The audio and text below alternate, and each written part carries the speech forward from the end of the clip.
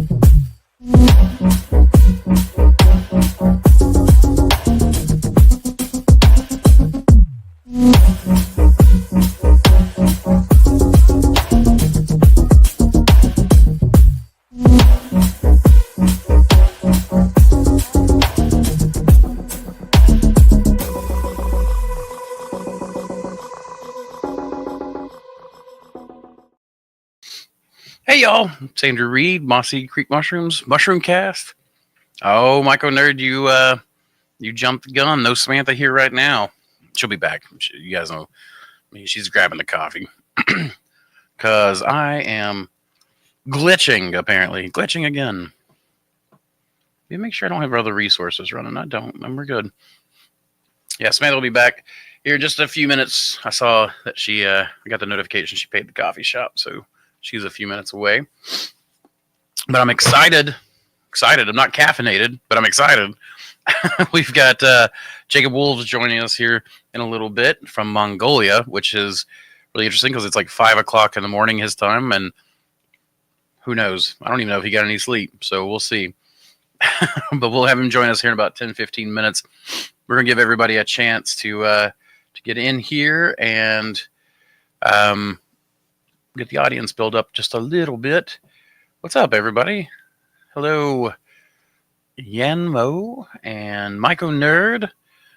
Steve's with us. We got Ed Grand in the house already, man. Steven, wait, gosh, goodness, I guess if it's Ed is exactly 12 hours away, so it's like 4 a.m. his time. What do you just stay up all night, Ed? Let's see, Steven, what's up? I'm glad you like your Thursdays now. Hopefully we give you something to look forward to. I'm glad to have everybody with us.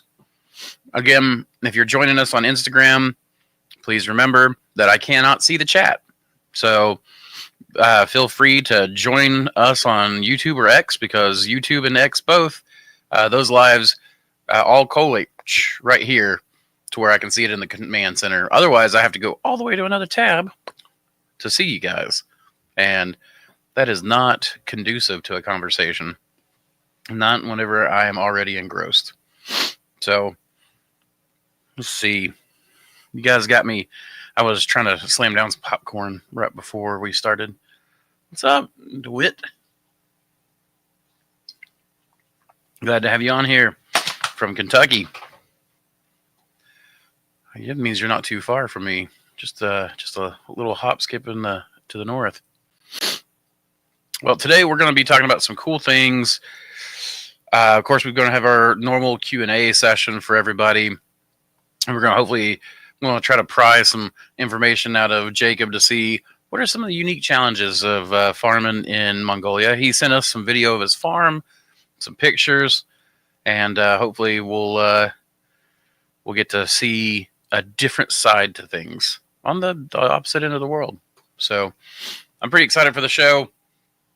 As I always am. I'm always excited. This is actually the coolest part of my job at this point. Even though I nerd out and I like to geek out on stuff in the lab, and I did a bunch of stuff today. A lot of Hericium work today. And I'm happy to talk about that to anyone who wants it. But the Thursdays are my day where I get to kind of chillax. I actually take most of the day as kind of an easy day, just kind of puttering around the lab, any experiments I want to run.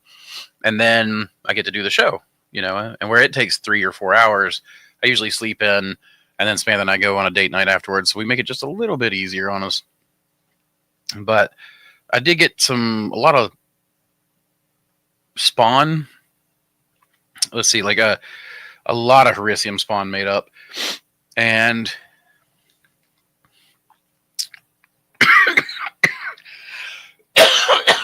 I knew it was coming. I was fighting it. But yeah, I made a lot of Hericium spawn, and then we have, like so many strains that were bioprospected last year, in particular in the fall. So Josiah, who was with us 2 weeks ago, he and I think his sister went bioprospecting for me up in my usual spot. The Albright Grove is a nice place to go. Some old growth forest, and there's another old growth forest we like to hit, but we didn't get to hit that last year. But the idea, he brought back like 4 new Hericium strains, and where he had gone in the timing of the season where it snowed kind of early, he had like an early cold snap. You can actually see it on my Instagram. I've got mushrooms that are pretty much way smaller than my scalpel blade that he and she managed to find. I don't know how they managed to find it. It was pretty snowy. But they brought me back, like the mushrooms must have got started, and then the cold kind of cut them off, and so they just kind of toothed out. What's up, Christian? Sick or safety meeting for the cough? Actually, I don't know. I feel like I'm getting a little bit of a cold. We've had, Ben Erickson was sick yesterday, and then I think a couple others in his crew were getting sick, and of course, some of his crew is my, 2/5 of my family. So it's likely that he's passed on something to me. They got kids in daycare, so who knows? They're just vectors everywhere. But the cough also is residual. I've kept a cough since I went into the hospital, 6 months ago or so. So Wayne Myco, glad to see you too, man. Glad to see everyone. Hello, Ed. Thanks again for great content, Andrew. About to run 50 blocks of various supplements for your RDTN2. Be sure to send a haploid when I get some spores. Absolutely, man. Please do. Enjoy that strain. That strain, when it comes to raw productive power, I have not seen anything like RDTN2. That thing, it's not the prettiest. Well, I think it's the prettiest. I think it's beautiful because it's probably the most golden reishi I've ever seen.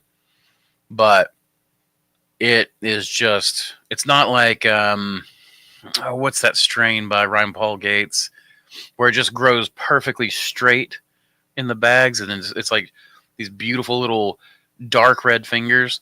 It's not like that. It grows these like cloud-like big white mushrooms. But I was getting mushrooms through the fall last year, 45 days after inoculation. We were harvesting. So it's just crazy. So I think you'll like it, Wayne. It's a good one. Jada went from Wisconsin. How's it compared to TF05?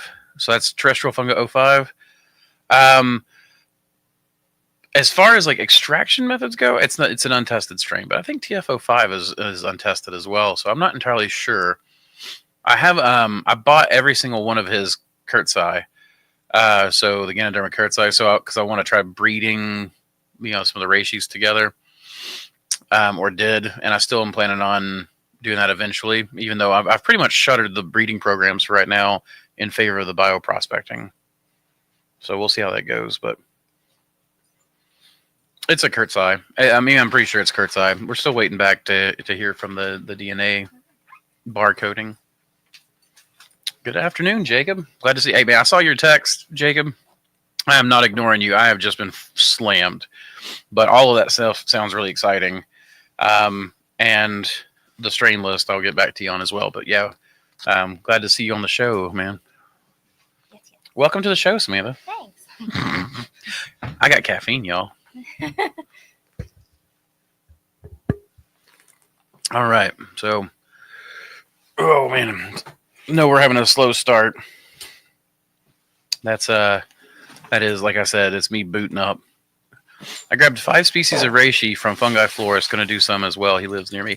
Dude, he has got, Josh has got some crazy stuff. Actually, he said he'll be on the podcast. We got to figure out a couple of things, I think. But then, yeah, we're planning on having Josh on here. And I'd love to be able to show off a lot of his artwork, learn about how he grows some of that stuff. Kind of dig in and see what he'll share. But that's what I was saying earlier about this show. The Thursdays excite me because it's when I get to talk to cool people about cool things. and I get to just hang out. The big thing I need to do is I need to get in like a filter in here where I can smoke a cigar. Oh, you may be hard pressed. I think I took the last plug-in. There's an extension cord just outside the first one. It's got nothing plugged up to but my plant cloner, and you can go ahead and unplug that. But yeah, that's yes. Now you can say hi, Samantha. Myco Nerd says hi, Samantha. She says hi. Oh, what happened to it? There we go. But yeah, so Josh has got some really cool stuff, and I think that's the coolest part of the show is just being able to collect all these cool people, have some cool conversations. Like I said, eventually I'd like to get my cigar for filtration going because Samantha would not let me smoke a cigar in here without filtration. She is a teetotaler, hates smoke, that kind of stuff. So his house was awesome. Mushrooms everywhere. Oh, did you go to his house? That's crazy. Are you familiar with Aaron Hilliard and his Mushroom Wonderland YouTube channel? That sounds really familiar. Let me pull that up. Mushroom Wonderland. I mean, I'm not going to judge anyone else for smoking, but well, right. You don't like sitting in it, so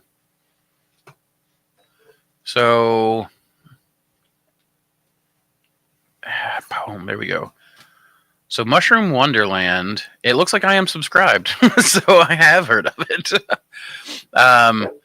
Yeah, he's bigger than me. Let's see. His channel is dedicated to hunting mushrooms in the Pacific Northwest. Oh, I think I know who this is. Yes, okay. Yes, I am very familiar. Been picking mushrooms for 30 years and a lot of contribution made from the channel. Other members of Mycological. Okay, well, how do I get in contact with him, I wonder? I'll have to figure that out because we could probably do some stuff together. Yeah, right there he is, right? I'm fascinated by fungi. And is that Aaron Hilliard there? It's very interesting. Yeah, he had Reishi Pluck sitting his drive on a table. I knew I had arrived. Yeah, absolutely. He does a lot with Alan Rockefeller. Yeah, so, I mean, Alan's got a lot going on, and he's got a lot of connections. I definitely... Interesting, Samantha. Whenever I go mini screen like that, you're cut off somehow. I'm gone. I'm still here, I promise. How do we do that? There we go. We'll just do it like that. Now I know what format to use. Did you send me a link? I did. It's already in your Discord. Thank you. I was thinking collaboration would be cool. Absolutely. I'm definitely down. Let's get me in contact with him. If he's got an Instagram, I can send him a message. If not, then I'll have to see if I can't figure out an email address or something to talk to him. But yeah, I love collaboration, as you guys know. Interestingly enough, though, I just finished a Patreon exclusive post that's about to go live tonight or tomorrow, and it's all about the duality of mushrooms, the collaboration, and the combativeness of the mushrooms. So. Boom. What's up from Kansas City? That's awesome. Christian Fungi Florist is a true artist. I absolutely agree. He's just absolutely he kills it. That's why I sent him. I was like, hey man, can I send you some strains? And he tried some of my reishis that I bioprospected, or others bioprospected with me. And RDTN2 is literally called Reishi Denise because it came from Mr. Denise, our premier bioprospector. Yeah. Also the reason why my freezer has a bunch of deer meat in it this year. Yeah, like Josh grew RDTN2, and he's the one that really let me on to which was exactly what I wanted. I was like, I want you to just take these and tell me if any of them are, any good. So, let's see. I have a question about enoki. Did you ever try to grow it on straw pellets in the winter? I think is the only mushroom I can fruit. I have not tried it on straw pellets. I have, at least not the Appalachian enoki. I don't remember trying the golden enoki either. And the white enoki this winter was my first time ever growing that. And I will say I love the white enoki through winter time because it's really like the only it was cold. Every other mushroom stopped in its tracks, and then all of a sudden it's like the white enoki woke up. I was like, "Hello, I'm here." So he really likes the cold. Yeah. I think it's more of the fluctuation like that. I think it needs sort of like a stratification. It might. We can try it out. Well, so it's been 15 minutes, which I think means that we are getting some people coming through here. I think it's, oh, not that. I want to stop that. There we go. I want to go ahead and bring on Jacob, who, like I said, Jacob is a mushroom grower in Mongolia. So he faces probably some interesting challenges to us, both in cultivation and culture. So it'd be really cool to see if you guys have any interesting questions for that, but also we'll just get to hear his story. So without further ado, I'm going to bring on Jacob. Hey, Jacob. uh, now, I know you as Jacob Wolves. Yeah. Is that what I should call you on the podcast? Okay. Yeah. I'm fine with being called that. Wolves is actually my last name, straight up translated to English. It is Wolves. My last name is Wolves.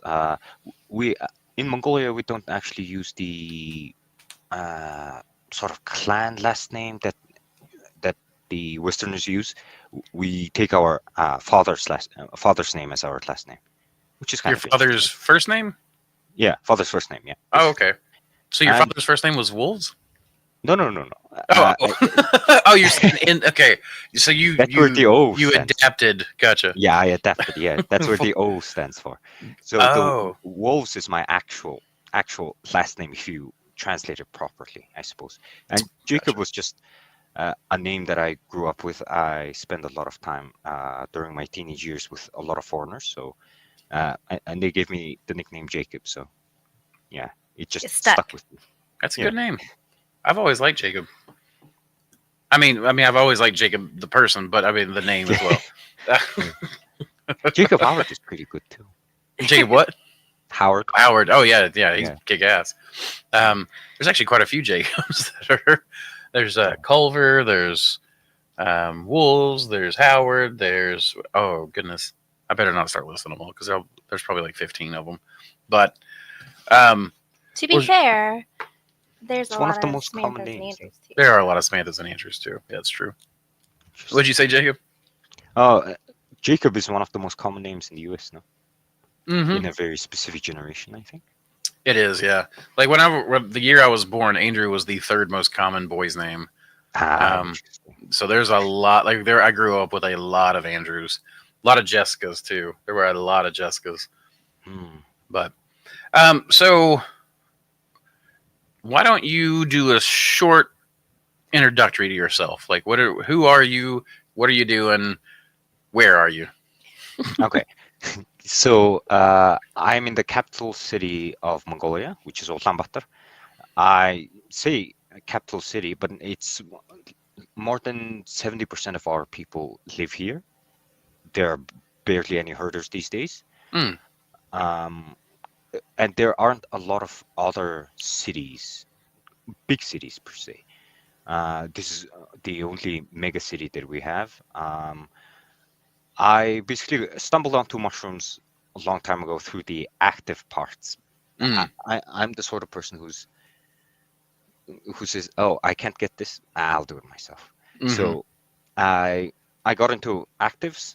I didn't really do much there, and then I got into actual cultivated mushrooms, which is kind of funny because I grew up with my mom and dad trying to grow button mushrooms, and they grew quite a bit of button mushrooms, and still till this day, I think they're the only people who actually grew button mushrooms. In Mongolia? In Mongolia, yeah. Oh shoot. Yeah, and my mom did some amount of grain spawn for oysters for other farmers, and they basically bankrupted my mom.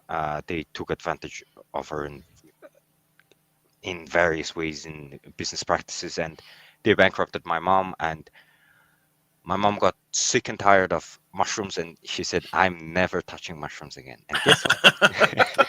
Their son wanted to grow mushrooms, and I also stumbled onto mushrooms because during COVID, there was this one incident where one of our politicians talked some bad things about a country that we get most of our food from, Mm. and that country basically stopped exporting food to us for a week, and we had no vegetables, basically no nothing. You could go to a grocery shop and you wouldn't find anything. Oh, dang. It was empty for 2 3 weeks, and yeah, that really showed me that we really need to focus on food production. And I'm very interested in other sorts of food production besides mushrooms. I want to eventually go into all sorts of plants, all sorts of interesting food products that I can go into. I basically want to feed my people as much as I can. I don't know how much I already did. I don't know how much I will in the future, but I want to feed my people as much as possible, Yeah. and I want to make my country not that dependent on other countries to import their food. Importing Mhm. food is never a good time for anybody, I think. Which also, if you want to produce food here, there are quite a few challenges. Grains you can grow, barley. We grow lots of grains. We grow barley, rye, oats. Those are basically all the grains that we grow. Mhm. It's usually grown during the summer, during the short period where it's warm enough to grow those grains. I don't think we grow much of anything else really. Obviously, besides potatoes and carrots and whatnot, but those things you can keep. And for the rest of the year, it's very, very cold, so you're restricted onto an internal grow space, which Mhm. mushrooms adapt very beautifully, and they are extremely productive in that manner. Yeah. So, yeah, Yeah. Yeah. They make good use of the space for sure. yeah. Well, that is interesting. Huh. So you're saying that aren't that many herders anymore. Yeah. So are you guys do you guys import a lot of your meat production as well, or? Oh, when it comes to meat production, we still have we still produce most of our meat except for chicken. Mm. And I have to say, personally speaking, I don't think herding is that efficient. Mm. As efficient as raising a cow, raising like 20 cows in 10 meters squared and just shoving them with food. I know there are ethical and moral dilemmas to that, but that is very efficient and it keeps prices very low. So Right. Yeah. It's hard there's to something to compete whenever you're. I mean, one of the things that they're doing here is they'll do rotational grazing with and they'll stack multiple animals. So I don't know if you're familiar with a guy named oh crap, now I forgot his name. Polyface Farms. Hmm. Joel Salatin, that's his name. Are you familiar with him? No. Okay, yeah, he does a lot of the stuff where he does like they'll do the cows come through and they shove them in a really small space so they eat the pasture down. He'll move them, bring in like I don't know, I think it's goats like the day after.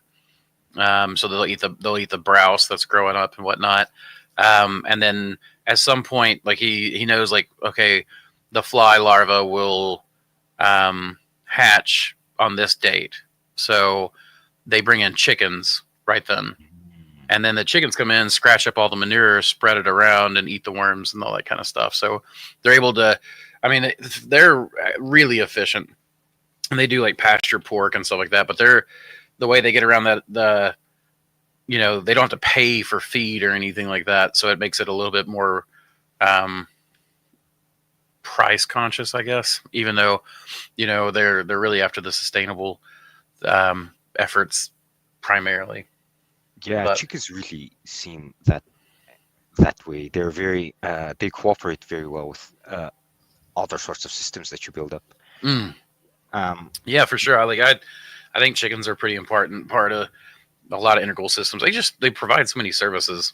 So like the scratching itself is that's actually yeah. Samantha and I used to do that. We used to have like chicken tractors, and we would throw mushroom blocks in little chicken tractors, and they would bust them apart. But then they would eat every weed and insect or whatever in that little square space, and you could get them to really just churn the earth, and then you could just plant stuff in the mushroom compost and churned earth, and you didn't even have to till your gardens or do anything like that. So Also, that if you think about it, that would work very well with buttons. Hmm. Because the chicken's going to, feces all over all over the blocks, and it's going to be a very ligneous substrate. So that I would would say work so, very yeah. well. Buttons. It's interesting. Which actually, I would be interested in maybe using those as a, like, you do your primary flush, you throw those out there, have them bust them apart, like you're saying, manure all over them.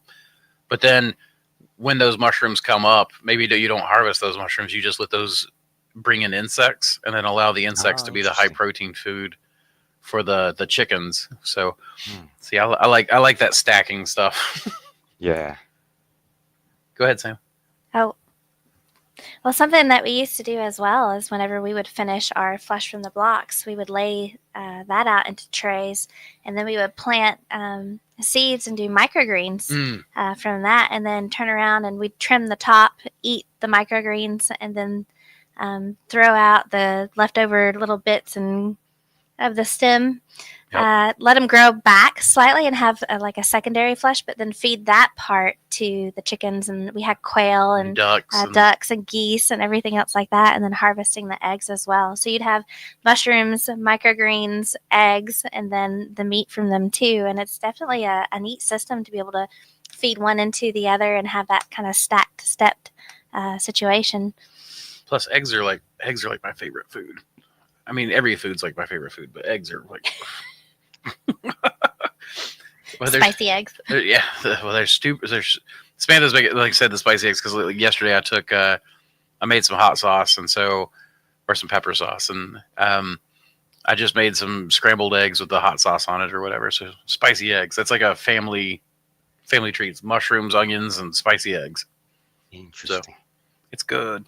Yeah, mushrooms and eggs go really well together. They really do. I love, like, egg bakes are one of my favorites. So, speaking of, I don't remember his name. I'll have to look it up and share it with you on Discord later. But there's this guy who's apparently in Mongolia who runs like a Instagram where he just cooks like out in the field, and he cooks these Oh, massive meals like next to a yeah, river or wherever. Like, it just looks so good. I'll have to share that with you. interesting. He might be from Inner Mongolia, though. What is the difference? The difference is Mongolia would be the country. Mhm. Inner Mongolia would be, we used to be part of the same people, but Inner Mongolia, we lost them to China. Ah, okay. During, I think, 1920s, when we had our Declaration of Independence, that part was lost on the negotiation table. Oh, gotcha. So some territory that was ceded. Yeah, they still speak Mongolian. It's with a different accent, though. They still speak Mongolian. Imagine. Yeah. Gotcha. What do quail eggs taste like? They are the most yolky egg I've ever come across. They're like 50%, if not more, yolk. They're very rich. Very They're rich. smaller, and you would think that you would need 20 quail eggs to be the equivalent of maybe 3 Mm-mm. chicken eggs. And no, the richness and how many vitamins that they have, you can definitely eat maybe 3 or 4, and it's the equivalent, definitely. I like a little bit more. Like, I like a little bit more than Spatha does, but even then, like, yeah, you're like, oh, I'm going to eat this massive amount. And no, it's not a massive amount. Do they lay eggs every day? Practically, yeah. Like, if you get Oh. certain quail, the Coturnics, they and you get a good line of them, you start feeding them like a high protein feed.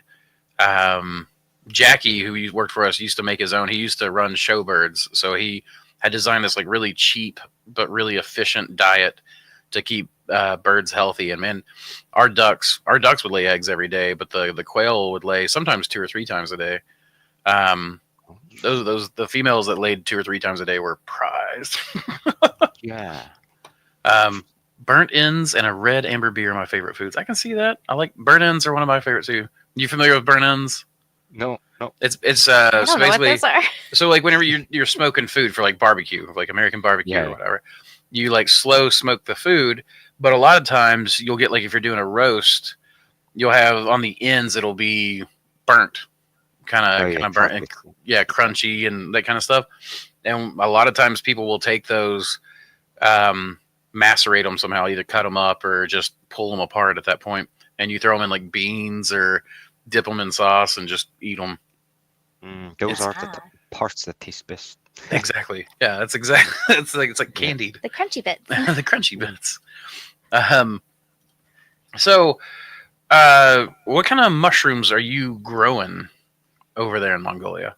Uh, I am, despite your best advice, I'm growing everything. Okay, so I did tell you to simplify. yep, You want to see what works. yep. I'm growing golds, pinks, some sort of lion's mane. It used to be bear's head, but bear's head was a little difficult to handle. Mm, Um, but those would really? be categorized into the lion's mane. Bear's head is just a little sensitive, so Oh, where it bruises easy. Yep.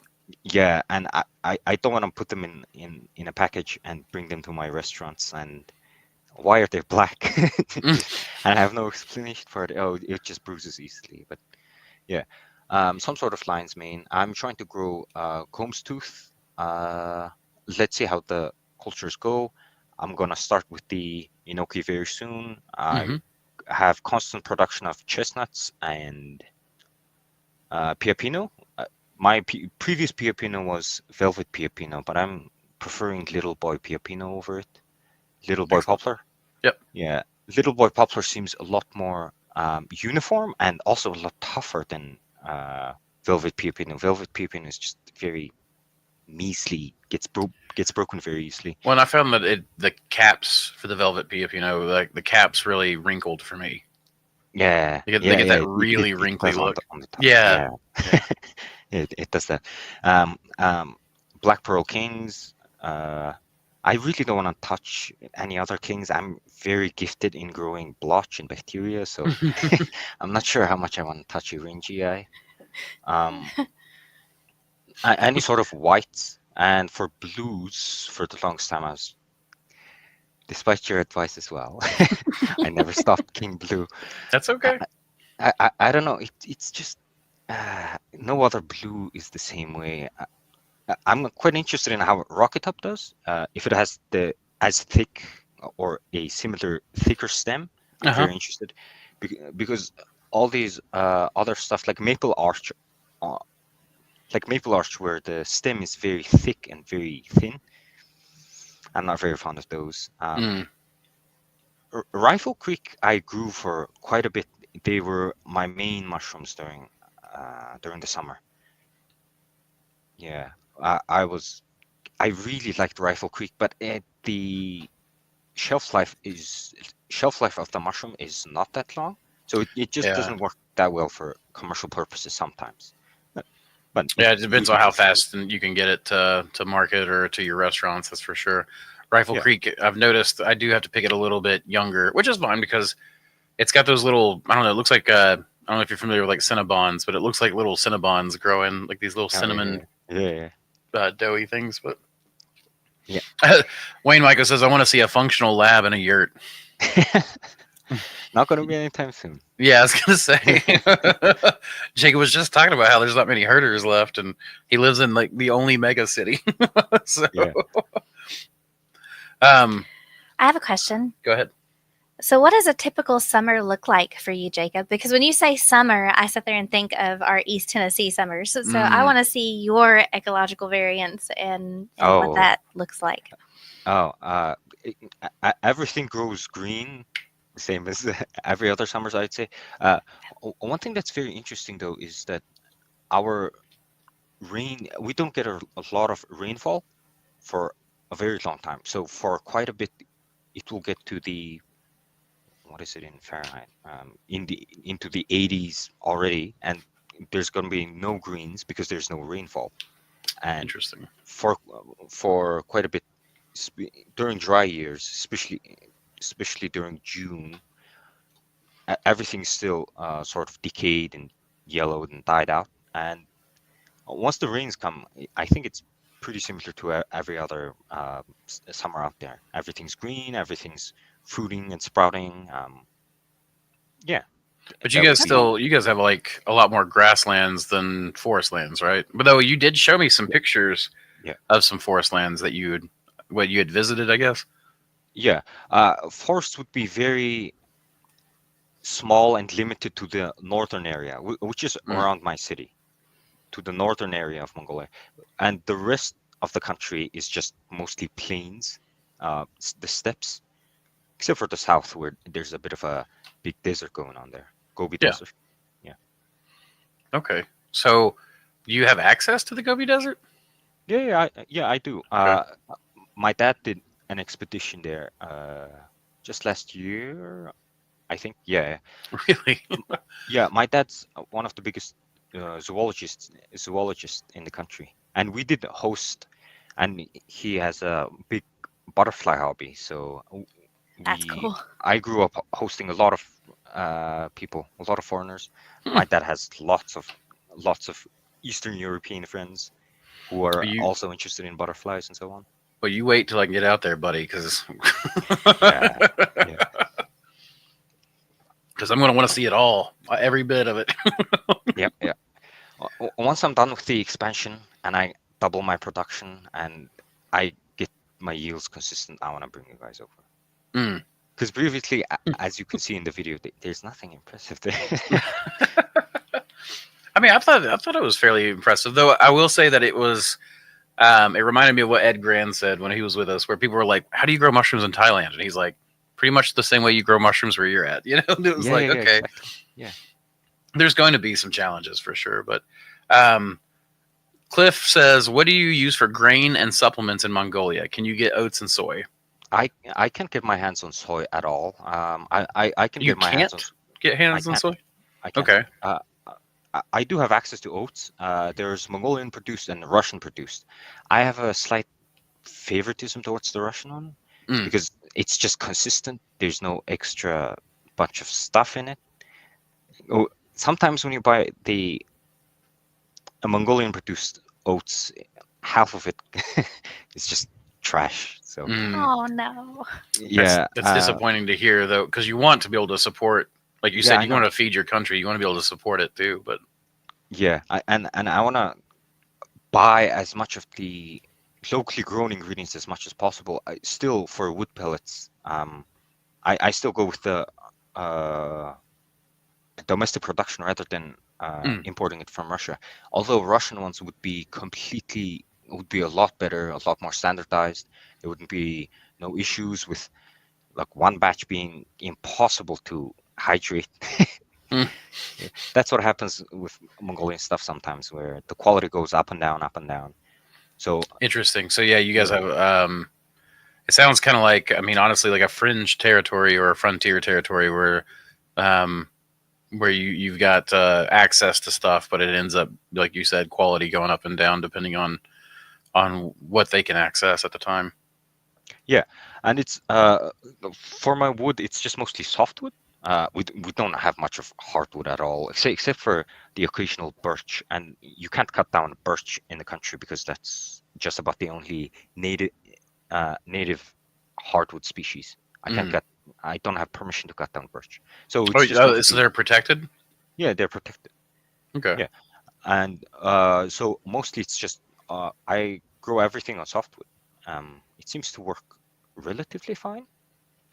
I know Joe Iovino down in Florida. He just switched over to the pine horse bedding pellets, which Yeah. is, there was a long time people said you couldn't grow on pine, and then he grows his oysters and his hericiums. I think that's pretty much all he does when we were down there, at least. Yeah, But pine.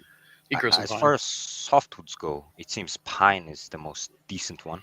I tried larch before. Oh God, You that said thing does not large. hydrate.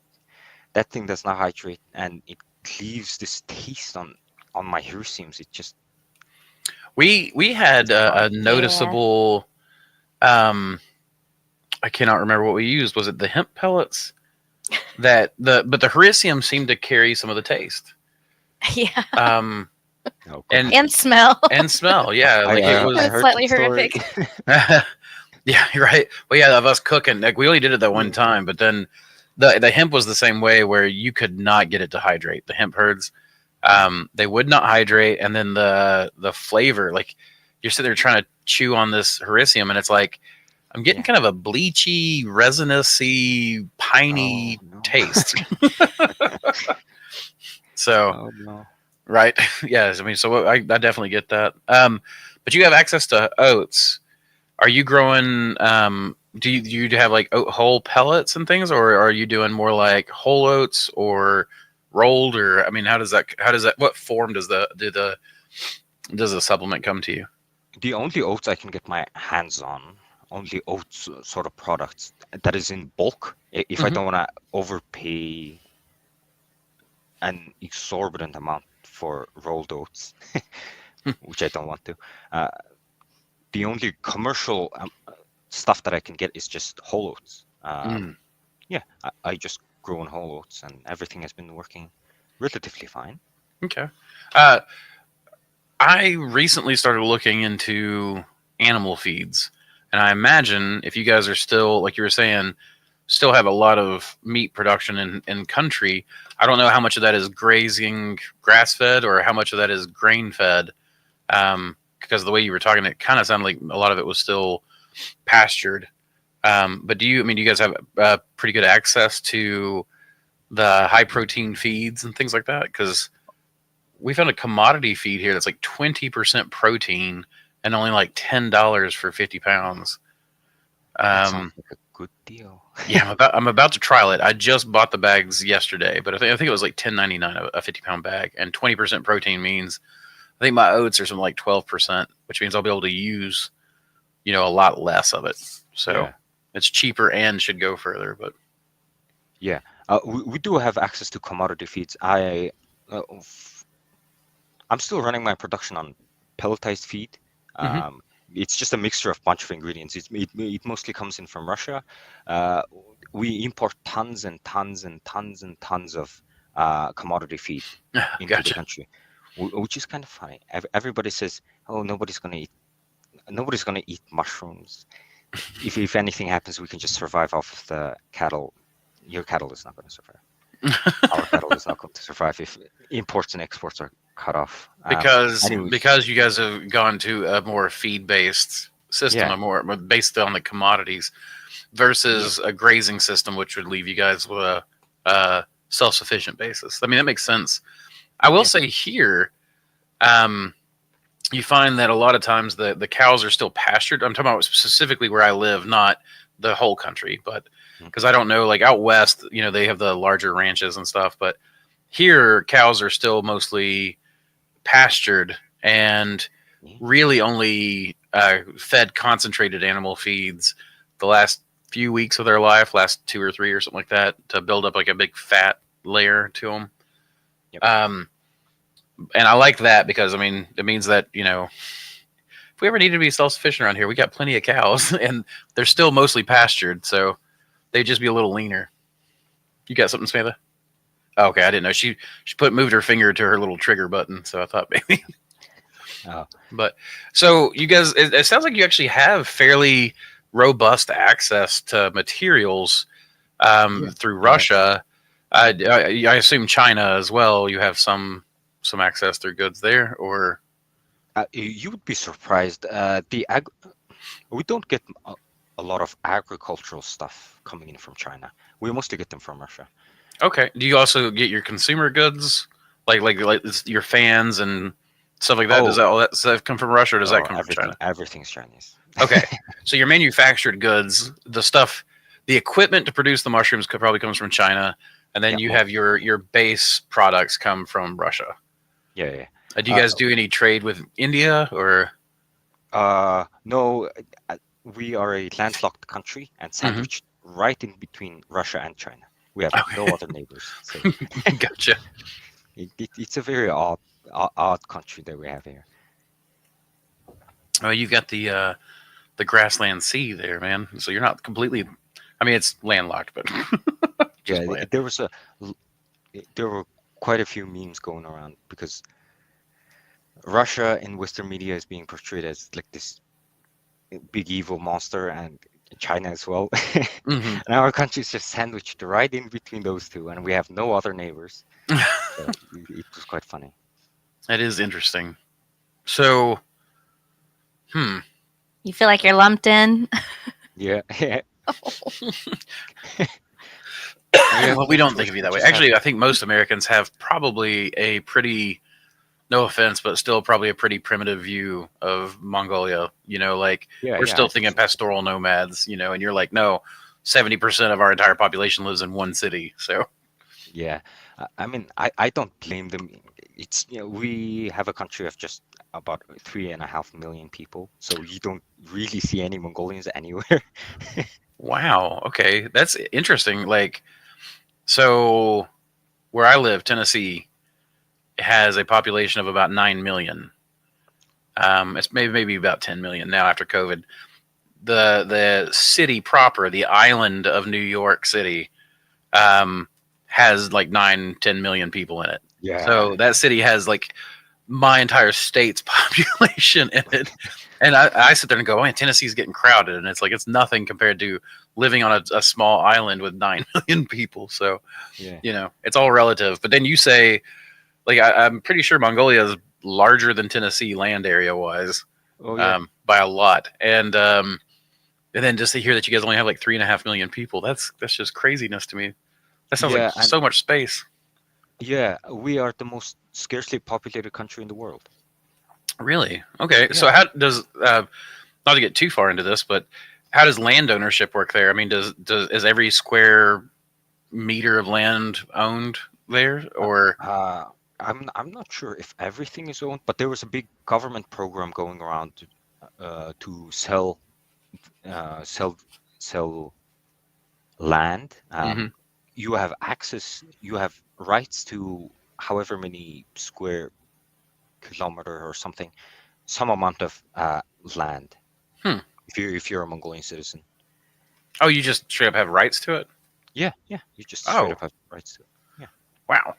See, they used to do that for us, like when they wanted people to move out west.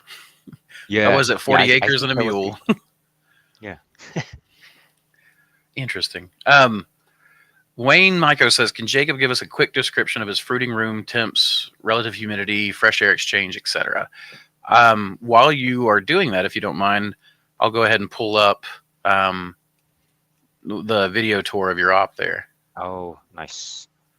As soon as I can find which video it is. Okay, so you got context, and then op overall. So Uh, yeah. yeah, let me mute it real quick before I share it, because otherwise it's going to be, and everybody's it'll be competing with you. And I keep glitching for some reason.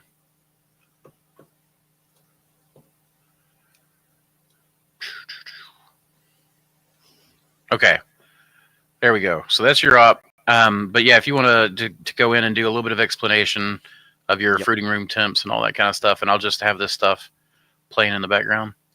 Yep. So that is Thor, I suppose. Mhm.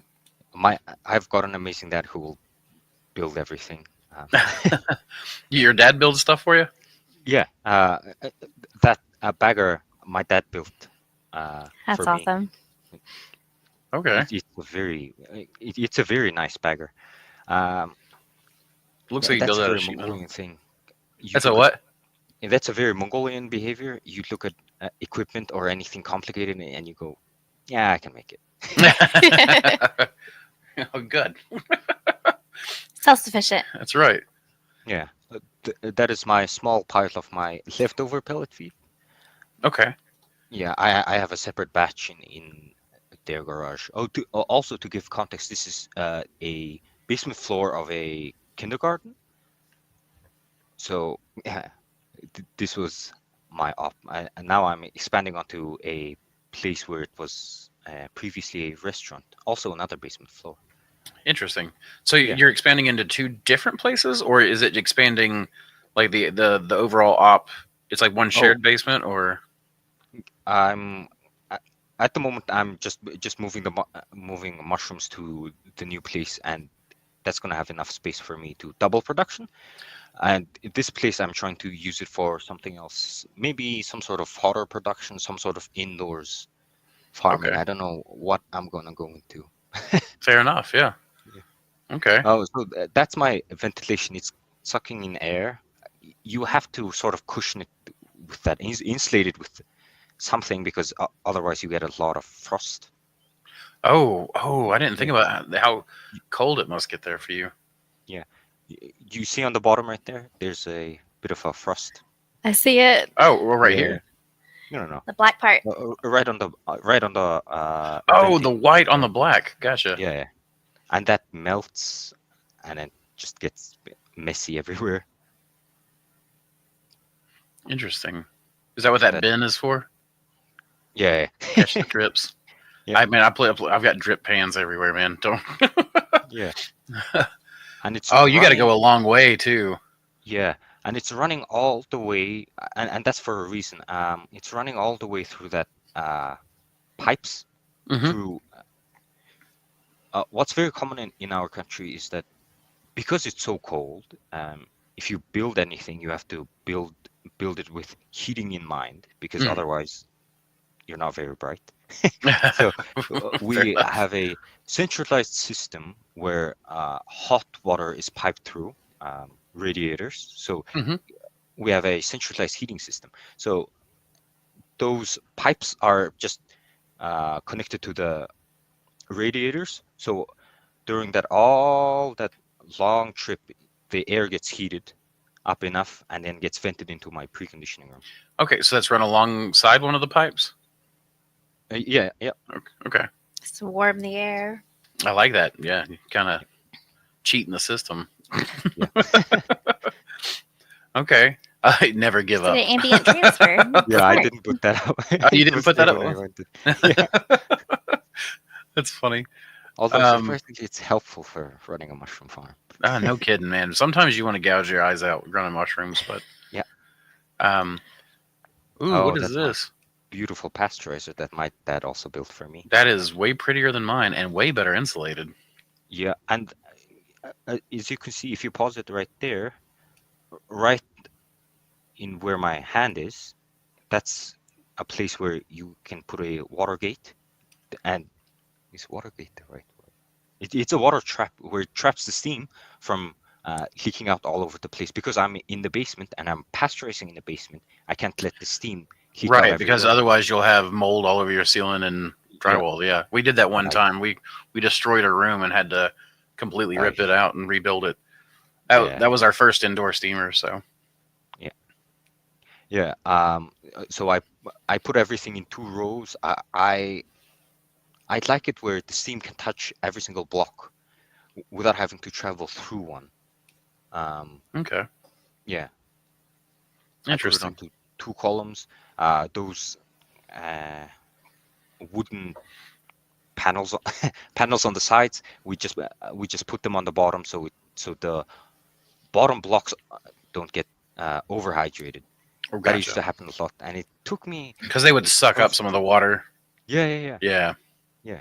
yeah, we had that too. We call it the ladder, but it's basically we used to have the ladder. It's I forgot. We replaced it with wire shelving and then rubber Yeah. horse stall mats. They're slick on one side, uh, grooved on the other, and we flipped them groove side down and then drilled holes into it so that they lay over the the shelving, creating it a more better space for the blocks to sit. So there's not like any points where they'll sag between the shelves, and then the holes and stuff and the groove allow the steam to travel because we inject our steam at the bottom and then let it come up. And then I just took a nail and a hammer and just poked a hole in the bottom so that the water would drain.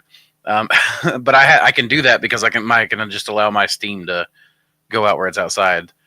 yeah, Yeah, you would need like a drain pan or something to be able to do yeah. that. I have a very fancy system. I think I'm gonna get into it in the video later on, and that's my fancy little autoclave right there. I see that. Yeah, the Yeah, what size is that? 120 liters actually. 120 liter. Okay. Yeah. Do you know how much electricity costs you? About. Do you want me to convert it into dollars? I can do that very quickly in my head. Sure, sure. Do you mean the pasteurizer or overall? I just mean like what does a kilowatt cost you in Mongolia? Oh, oh, a kilowatt would cost me 1 cent. No, 0.8 cents actually. Of American? Yeah, kind of What? funny. Yeah, it's extremely expensive. No, that's cheap. You Is you, it? you 0.8 of a cent? Yeah. Because my electricity is 11 cents a kilowatt. Oh, interesting. Yeah. Hmm. Are you sure you put the decimal in the right place? Oh, wait, 1 cent would be 100th, right? Oh, Yeah, 1 cent is sorry, one I 100th. made a mistake right there.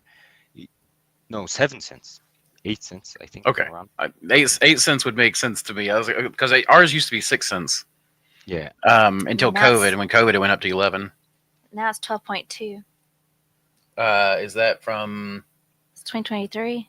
our Holy electric shit. company? Let's see, Appalachian. Because Appalachian Electric charges less where we're a cooperative, so we're below the national average. But um, okay, so yeah, I mean that's actually quite manageable. And what are you selling your mushrooms for? In American, what would your sale be? Um, Around $8? No, is it $9 per kilogram for, so basically around 4.4. Okay, so like Yeah, per pound. 440, 450 per Yeah. pound. Yep. Um, okay, and then your electric cost is a lot less. Shoot, that's fair. What does labor cost there? Oh, labor cost, about, I'd say about $300 a month Your for me. labor costs you about $300 a month Yeah, for to me. grow. How many pounds of Wow. mushrooms are you growing? I'm doing about a 96 blocks, and I get about 150 pounds. I 150 would pounds. prefer it to Okay, be so not kilograms. 200. Yeah. Oh, okay. Okay, I can see that. And then we've got your. Is this your That's my boiler? barrel. Yeah, that's my Okay. boiler. It's got a 9.5 kilowatt element in there. I probably could have gone a little lower, but yeah, We use a 9 kilowatt for ours. yeah, So I'd rather be overpowered than underpowered. yeah. Oh, one thing right there is that Hmm. I don't have a high temperature refill valve, so I have to open the top. Oh. I end up having to open the top to add water. So, and I don't like doing that. I Mm. don't like having to touch all that hot steam and water. So I just fill up my barrel full and then just let it run one entire cycle. Hmm. Um, I do have electric probes on the bottom where it will turn off if it doesn't sense water in there. Okay, so you keep your elements from burning out, but you're doing a once fill and done kind of way. Yeah, which was why I sort of separate my blocks into two different columns. If I didn't have to, then I don't really care. Gotcha. It could run for as long as it needs to, and I don't really care. But having to open that and having to come here after it running for like 11 hours, it's a little annoying to have to go there. Yeah, I can imagine. Yeah. Brittany was saying that in New Hampshire it's $23 or just Per Cent. I'm kilowatt? sorry, 23 0.66 cents per kilowatt Oh God. kilowatt hour. So that's crazy. So we Yeah. we have a nuclear power plant here where we have the secret city is what they call Mhm. it. It's where the atomic bomb was built in World War II. They have an atomic research facility there, and they have a reactor, and so we get a lot of our electricity is nuclear, and it's super cheap. So, but Yeah. Electricity is very important when it comes to production of anything. yeah, especially if you're going to do it indoors. Yeah. Electricity is yeah, it's really it's really important, especially when you live somewhere cold. Yeah. Yeah. Right now, I can actually feel the temperature dropping in this room, even though we have the heaters on and the HRV going. We've got like a really bad cold snap coming in right now, and like you can literally feel the temperature from the doorways where the air is coming in and flow Yeah. in this direction. You can feel the cold. Yeah. But I kind of feel bad for you guys sometimes. Uh, even the houses in like maybe someplace like Bozeman doesn't seem to be built with like thick cement. Everything is built with thick cement here. they're not. We don't build stuff for. We don't really build houses to live in. It's actually something that really bothers me about our society is that we don't really build things for humanity. or for for humans to human into. Like we're just like it's really like, oh, what's the cheapest way to put up this domicile?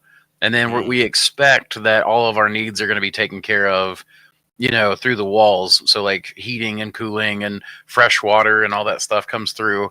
And so like I grew up in a house that had it was cement block, but it was filled insulated cement block with thick concrete on both sides, buried most like 3/4 of the way underground. The south facing side of the hill was and the entire front of the house was glass, windows. We had a sunroom, and my grandfather calculated out the angle of his roof to where in the summertime the sunroom would get full sun, and in the summertime it would shade it, and in the wintertime it would get full sun. And then that room would heat up. My Nana would keep all kinds of plants and stuff in there. And if it got chilly in the house, you would just flick a switch and it would turn on this little, would open a vent, and the air could just naturally travel through where it was hotter, and it would create a cycle through the house. Or you could turn on a fan and it would blow. But my grandfather was very conscious. Like he had a wood stove. So most of my childhood, I grew up with wood heat, collecting wood on our land, chopping wood and stacking it up. And he did everything that way. My grandfather planned everything to be as self-sufficient and as energy, cared, like everything. He wanted everything to be deliberate.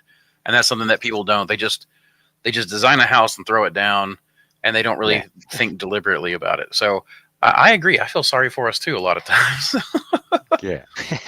But like my parents bought a stick house that was essentially assembled in a factory, and they delivered it on a crane, and it was like a pop-up book. It literally just popped up all in one day. They had the roof on in probably about 6 hours, and it was very quick.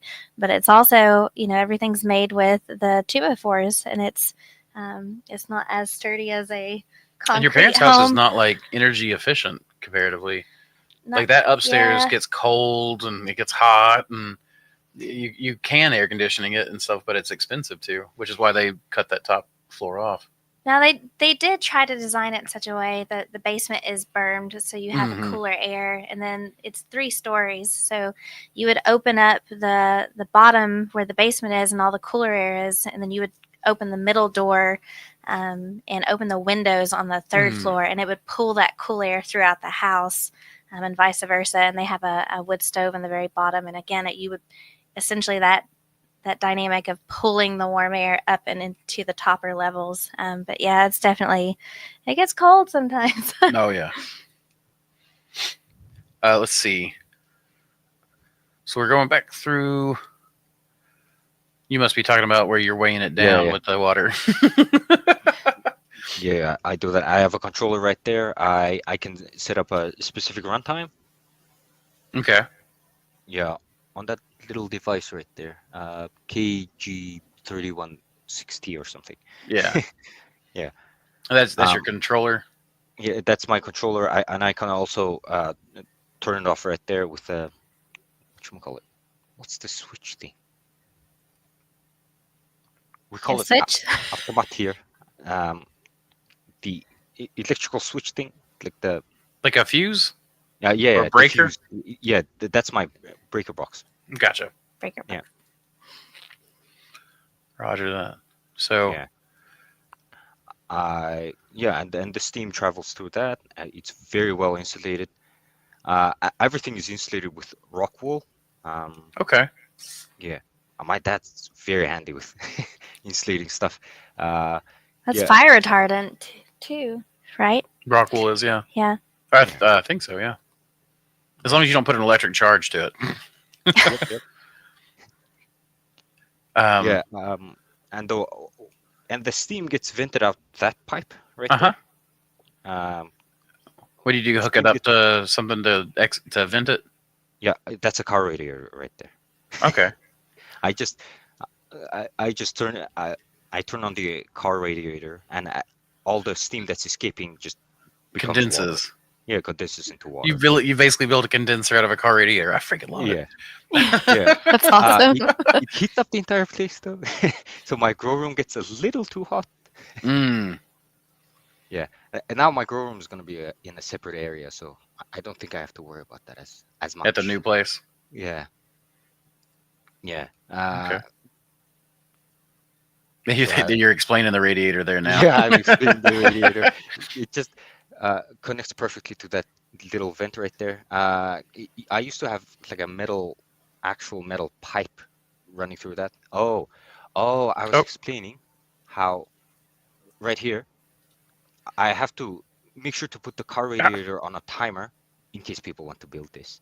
I have to put the car radiator on a timer because otherwise, once the cycle finishes and everything starts cooling down, so it starts sucking air in, and Mm-hmm. because through my car radiator it doesn't suck air back in, it just compressed everything. Oh, So it sort of broke my tub and then sucked it Oh in. So no. gotcha. so I have those dents from that part right there. And my this is that's the venting. Do you see the pipes right there? The Mm-hmm. white pipes? Yeah. Yeah. That's the heating pipes. Okay. It's venting right into my grow room right here. I'm not sure what I was thinking. It's venting into my preconditioning room. I don't have anything else in my preconditioning room. During the times where it's relatively warm, like -8 degrees or something, That's it does have relatively a warm. tendency. Well, compared to -31, yeah. Oh Um, gosh. And that's So cold. Celsius, I imagine. what? Is that Celsius? Yeah, it's Oh Celsius. gosh. Yeah.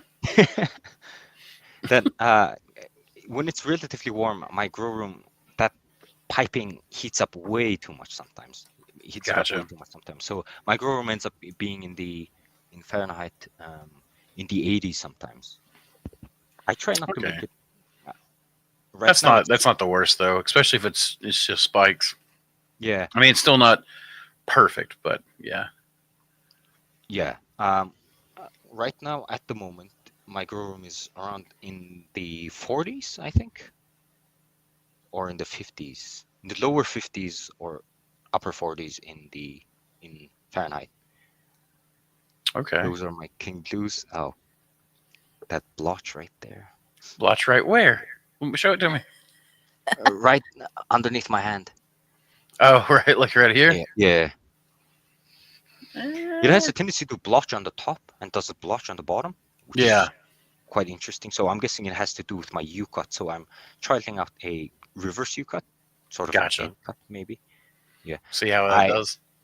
I try to do different cuts for different things. Like on my pinks, I like to top fruit them. Like to do Those that are X cut. Looks like. yeah, because otherwise when I do a U cut, for some reason the pinks don't push the plastic out, so it just ends up being underneath the plastic, and the caps just flip up, and the mushroom just doesn't look that good. I can't get that nice cap on cap on cap on cap. Mm, Oh, and also this is specific shelving that I do. I try to put hericiums where it doesn't get any, it doesn't get much oyster spores. So in the back end right there, and yeah. that side of the grow room has tendency to get a little bit more wet Mm, than other parts. Yep, on the outsides like this. okay. Yeah, You get that's that my. same. Your fans turning like a purple color the way ours does with the oyster spores. Oh, does it? It's weird. Yeah, ours definitely does. It gets like a lavender purple. It looks Mm. like maybe that's just the metal, but it definitely looked like to me. I was like, oh look, he's got spore buildup. Yeah, yeah. No, We do mine does get too. a little Everybody purple is. sometimes. Yeah. That's my venting. Everything is built with just plastic and wood. It was very cheap to put up. Yeah. I'm also quite into how do you take care of those connectors right there? The which connectors? So how it's connecting to the floor right there. I Oh, I get that we question. used a spray foam.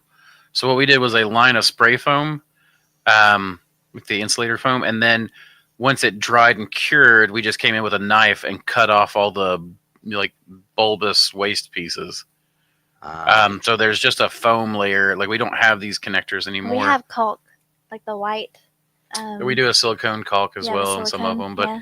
Any cracks in the floor, we caulked with silicone. Interesting. Does is silicone resistant to pressure washing? Yes, but we do have it's resistant, but not impervious. So it will, as we're messing with it, like we're cleaning or whatever. Occasionally, we'll dig out a small piece or whatever, and And then you just go through and redo it. But every Yeah. now and then, and I don't get very, very close. And I typically use the nozzle on the pressure washer that's like the car wash nozzle. If I'm going to go into Yeah, the the more plastic, and then gentle. the higher end one on the shelves themselves. And we do stuff like so. This pillar behind us is an antique piece. It's when this building was built in 1916. So these you can't find beams like this hardly anymore. But to protect it, because this was a grow room, we resin coated it. So it's got like a resin coat, and where it's got cracks running through it, Ben used a syringe to inject resin into the cracks. Ah. And then so we do a lot of like resin coats and foam. Like our entire walk-in between every panel is a layer of the spray foam. Oh, interesting. Is spray foam also resistant to pressure washing? And also one other question I have: does the little holes not get dirty with mold and whatnot? You're asking a lot of questions. The answer is no. It's not ideal, but it works. And so Okay. What I do is I'll do a 5% bleach spray solution, and I'll spray that across. And again, a lot of this has been sealed with the silicone, and then we reapply it. And we even Ben went through and treated the floors to make sure they were sealed as well. So the concrete was treated and sealed, and it does happen from time to time where you'll see a little piece fly off. So you just kind of, again, go through and fill it with silicone again. And it's just after about 3 years or so, it's gone through some wear and tear, but it's not too bad. I'll try to get some pictures and post them up maybe on some of our social medias so that you can see that, or send it to you in Discord if it's something you're interested in. Interesting. Yeah, especially the flooring when it comes to cement, it seems very important to seal that because otherwise all sorts of nasties get on there. Yeah. So like we have a quick question real quick. So you use to grow shiitake on logs using plugs or sawdust blocks. The plugs are probably the easiest way because you keep insects out, but the sawdust blocks, I prefer sawdust because it's cheaper. And John wants to know, do they still use sheep manure to cook with and heat with in Mongolia? Oh yeah. The herders do. Okay. I wouldn't use. I have an electrical stove. I wouldn't use manure to cook anything. Yeah, that's what I was thinking. Right? Yeah, like in the city, you may not want piles and piles of manure. So, I know white truffles grow well in loblolly. So loblolly pine is a pine tree type, or at least around here. I don't know if you guys have it out there where you're at. Yeah. And Castro wants to know what we use as a substrate mix for BS26. Basically the same mix we do for everything else. It's 35% whole oats, 65% hardwood fuel pellets, hydrated to 60%. So which I'm trying to do as well. It's worked really well for me. So let's see. We'll continue on here. And they were asking about relative humidity. Oh, I have my maximum is set at 84%. Okay. And I have about 20% humidity swing, but I'm going to show you something that you're going to cringe very badly on the other video. Where on the other video? Yeah. Yeah, that's my humidifier right there. I like it. I just fill it up through that water hose right there, that green water hose. Okay. So you don't have a automatic refill valve on it? That hole is where my AC vent used to be. I have a whatchamacallit, movable AC.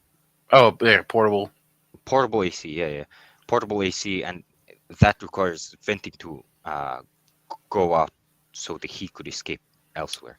Gotcha. Yeah. Nice. that's my temperature controller right there.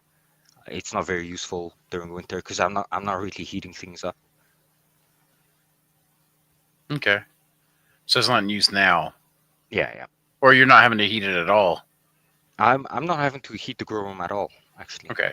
because of that nice trick with the Okay, right. piping and The venting. radiator and stuff. Yeah. So are you when you said 80 degrees, you meant 80 degrees Fahrenheit, right? Yeah, yeah, yeah. Okay. Yeah, I was gonna say there's no way because 80 degrees Celsius, you would be Yeah. cooking. Um, Yeah. I have a security camera in my grow room, which is also very helpful. mm, Do I have a security camera? One of the best purchases I had. oh my gosh, yeah, we have ours as well. So actually, I Yeah. noticed that the walk-in cam was down yesterday. I need to get that fixed. But yeah, I've got I put up a whole bunch of cameras, and luckily they're cheap enough now. You can get the ones that turn and look and do all that kind of stuff for you, Yeah. motion detect and whatnot, and they're super cheap. Yep. And then what is Uh, this? and that's my lab. Okay, Those are my green spawn and my cultures. looks like an incubator. Yeah. Yeah. I have two incubators for all my petri dishes. Mm. I use the screw tops. Those are coming in very handy. I I have thought that. so. Yeah, like they're not for everybody. Some people love them, some people hate them. But the screw tops, I know, like especially if I was in an area where resources may be up and down in supply, I would definitely want that. Yeah. And that's Um, my incubation right I there. like your incubation racks. They look familiar. My grow room racks used to be similar. Yeah, I believe it. Yeah, but I mean, Yeah. incubation probably would work. You get plenty of airspace moving around them like that. Yeah. For green spawn, for my masters, I use just a little bit of sawdust on the bottom, and it's just whole oats, and Mm, then I spread that onto, as is commonly referred to in the Discord, super spawn, yep. which is the oak and oat mix, but just a higher amount. That's my exhaust fan. I've got that little bit of a curve, which I'm hoping it prevents backflow. I'm not sure if it does. Oh, and then you got your heating pipes there too. Yeah, but this is just for wrapping it, or just keeping it there, I suppose. Gotcha.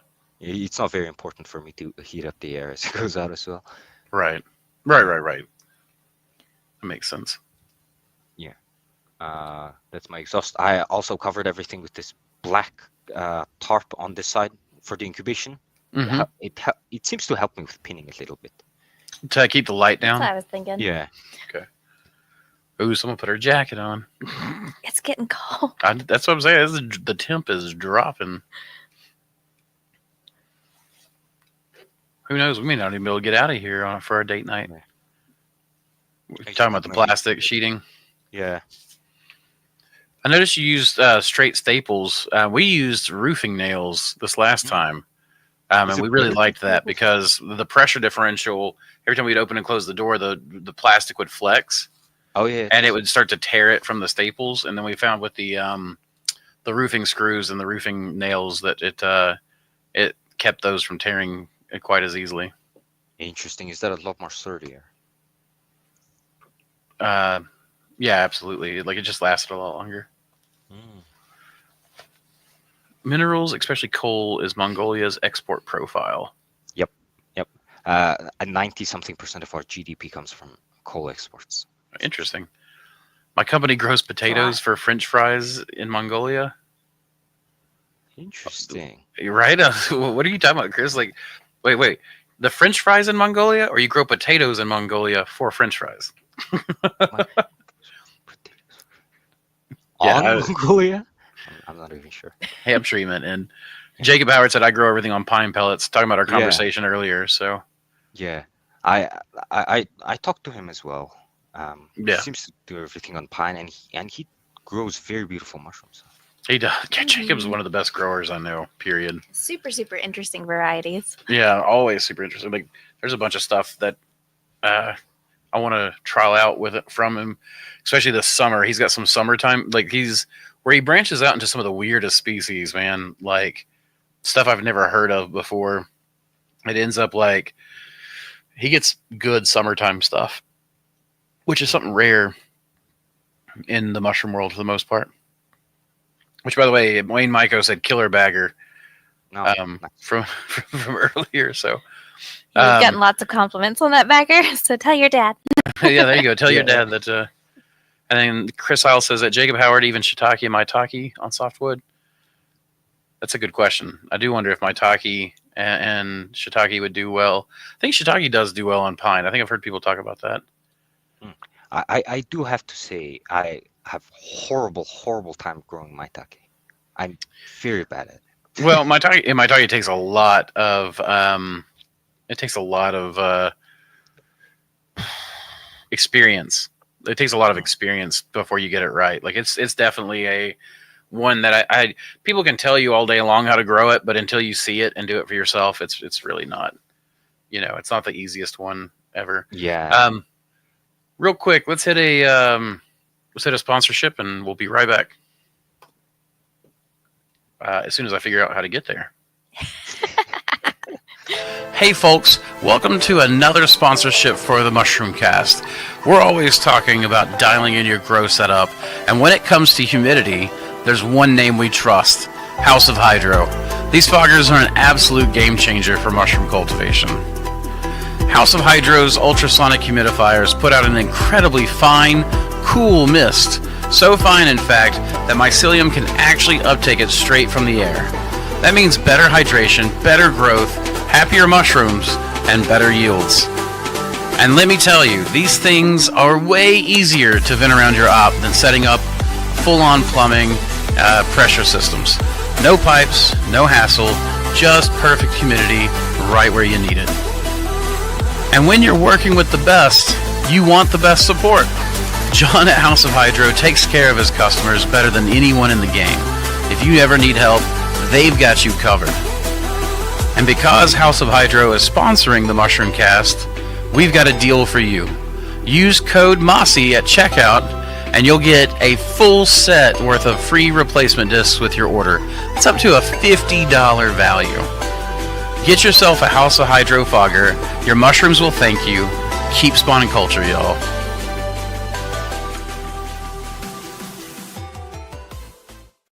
And welcome back. What a great sponsor. I have House a of Hydro, it's my favorite. Do what? I have House of Hydro as well. Do you really? Yeah. So I'm going to tell John, We House like of it. Hydro is all the way even in Mongolia. Yeah. Did he ship it straight to you? Yeah. He. Oh no. Actually, I think I got it through my freight forwarder. Gotcha. Cargo. Yeah. Gotcha. So he may not even know it's there, huh? Yeah. I don't think it does. I'm going to tell him. Now Hopefully I got a kickback for that too. We have shipped to you directly, tried, and then Oh. tried as well to ship through your freight forwarder, I think, and you kind of had mixed results. Right. My freight forwarder is coming in a lot better. Oh, thank you for the petri dishes, by the way, Absolutely. and the keychain. Oh, very beautiful. The petri You dishes. sent him a are very- keychain? I did. The small little petri dishes. Oh, yeah. Yeah, they're That's a very one. cute. Oh yeah. I can't even see that on camera. That's excellent. I didn't know she sent you one. Those are limited edition too. It's true. Mary Jo Smiley says, my home is a Sears kit, very well built by my father, family, and friends. Well insulated brick with a fireplace insert to burn wood, and also an oil furnace. I bought it when my mom passed. I am lucky. Yeah, that sounds great. The build, especially to have your the family home like that, for sure. Yeah, it just like pops it up, and it's supposed to. You have instructions and everything. And my parents bought a modular home. Essentially, they truck it in. It's funny. Is there a history of mushroom foraging in Mongolia? Is it common? What types do they harvest, if so? There's with one mushroom. It's called talensarang, which is sort of. I think it's an agaricus. it looks very close to button mushrooms, but it's very small. It's Hmm. very, from what I hear, it's very famous in China for medicinal purposes. Okay. We give it to women who just gave birth. From what they say, it seems they say that it closes the womb a bit better or something. Gotcha. Basically helps them heal. Yeah, helps them heal. Yeah. Interesting. Wish I'd known Okay. about that. So otherwise it's not really. So it's more of a medicinal thing. Not really. You guys don't have like a strong gourmet. I mean, Yeah, we don't. my people don't either. The Scots Irish are known for being pretty fungi phobic, actually, for the most Yeah, part. yeah, Another I pastoral people. So yeah. I never got asked are they poisonous, but I did get asked, do you have the special kinds and so on. I think everyone does. Twister Yeah. said yes, they're all special, and you got to pay special prices for that question. ADC is hella hot. Oh yeah, okay, 80 Fahrenheit. Okay, yeah. Because ADC is like 175 degrees. Yeah, he's not growing mushrooms at 175 Fahrenheit. Ed Grand says, "Did you ever try growing tiger milk mushrooms? Lignosus, yeah, rhinoceros." And then he's got some characters next to it I don't recognize. I think that could be a valuable one soon. I never tried it. They seem to be tiger milk mushroom. From what I've read before, they seem to be a little bit more interested in the heat, which is rare to go by. Tropical variety. Yeah. Is it a variety. tropical? I might be wrong though. Interesting. Well, Ed is in Thailand, so I don't know. I imagine that you guys have different environments, like just it's as different as night and day. So Yeah, and if I can get my hands on it, I'd really be interested in growing it. I wonder what your ability to import strains would look like from places like China or Russia, or even Southeast Asia. Like, would you actually have better luck than me because you are closer, or no? I don't think so. Because we do have a lot of trade. Like, I'm able to get it through the Philippines, Indonesia, and places like that fairly easy. Yeah, but they have a lot of English speakers, and they are. Yeah, that's true. They have people So- that do all sorts of things. Here it says on the tiger milk mushroom that it prefers 25 to 32 degrees Celsius with a pH range of 5 to 7 on its substrate. And it says anywhere from 50 to 70% moisture level. Well, 25C is pretty cool. That would be in the 80s. I don't know. I'd be more interested in 25C is in the 80s? I thought 30C was 80. No, 30C would be about 100 or 90s, I think. Oh, yeah, 30C is 86 Fahrenheit. Yeah. Okay. So you're talking 25 would be 77. So close to 80. Yeah, I think so. But you should be able to get, it sounds like you're getting temps like that in your grow room now. Yeah, when it gets too hot sometimes. Right. Well, with that one, it might not be too hot. So anytime that it says that a mushroom grows in temps like that, I always just try growing them cooler anyways. And I've had a lot of luck, even with tropical species that are not supposed to grow in cooler temps. I know like a lot of actives growers don't even test that variety to see how cool it grows, but I've heard of people growing that down even into the 50s. And I know our pink oysters, we've grown those in the high 40s and low 50s, talking Fahrenheit. It's growing just fine for me. And they taste better too. I think so. Yeah, the cooler you can grow your mushrooms, the better they taste. I like the texture. Mm-hmm. Yeah. Texture's better too, yeah. More dense. Definitely important to seal fruiting rooms well to prevent spore dust. Train wreck, I learned the hard way. Had spore dust everywhere on absolutely everything. Yeah, that's a thing. Yep. Yes. Brittany said it's like $20 to $30 a bag where she's at. That's New Hampshire for feed grade whole oats. We pay $18.99, so $19 for a 50-pound bag of horse oats, feed oats for horses. But they're like triple cleaned, and I mean, when you're talking about like how much waste you get with the Mongolian stuff, it's like the ones we get are incredibly, incredibly cleaned. Well, we test ours too to make sure that they don't have any nasties in them. So that's something else that I would highly recommend. Whenever you can get your hands on, see if you can have it tested at a local university or something, and really look at what's in there. Yeah, yeah. I searched all over the place to try and get protein content on some of my supplements because I used to use middlings. Wheat It's middlings. basically, yeah, yeah. No, millet. It's from So it's millet just flour byproduct. gotcha. Okay, so it's not wheat mids. It's a different type of mid. Yeah, yeah. Okay. It's from millet flour production. So there's the hulls, there's a bit of a bran. Yeah. Yeah. I used to use that, and I could not determine the protein content on that.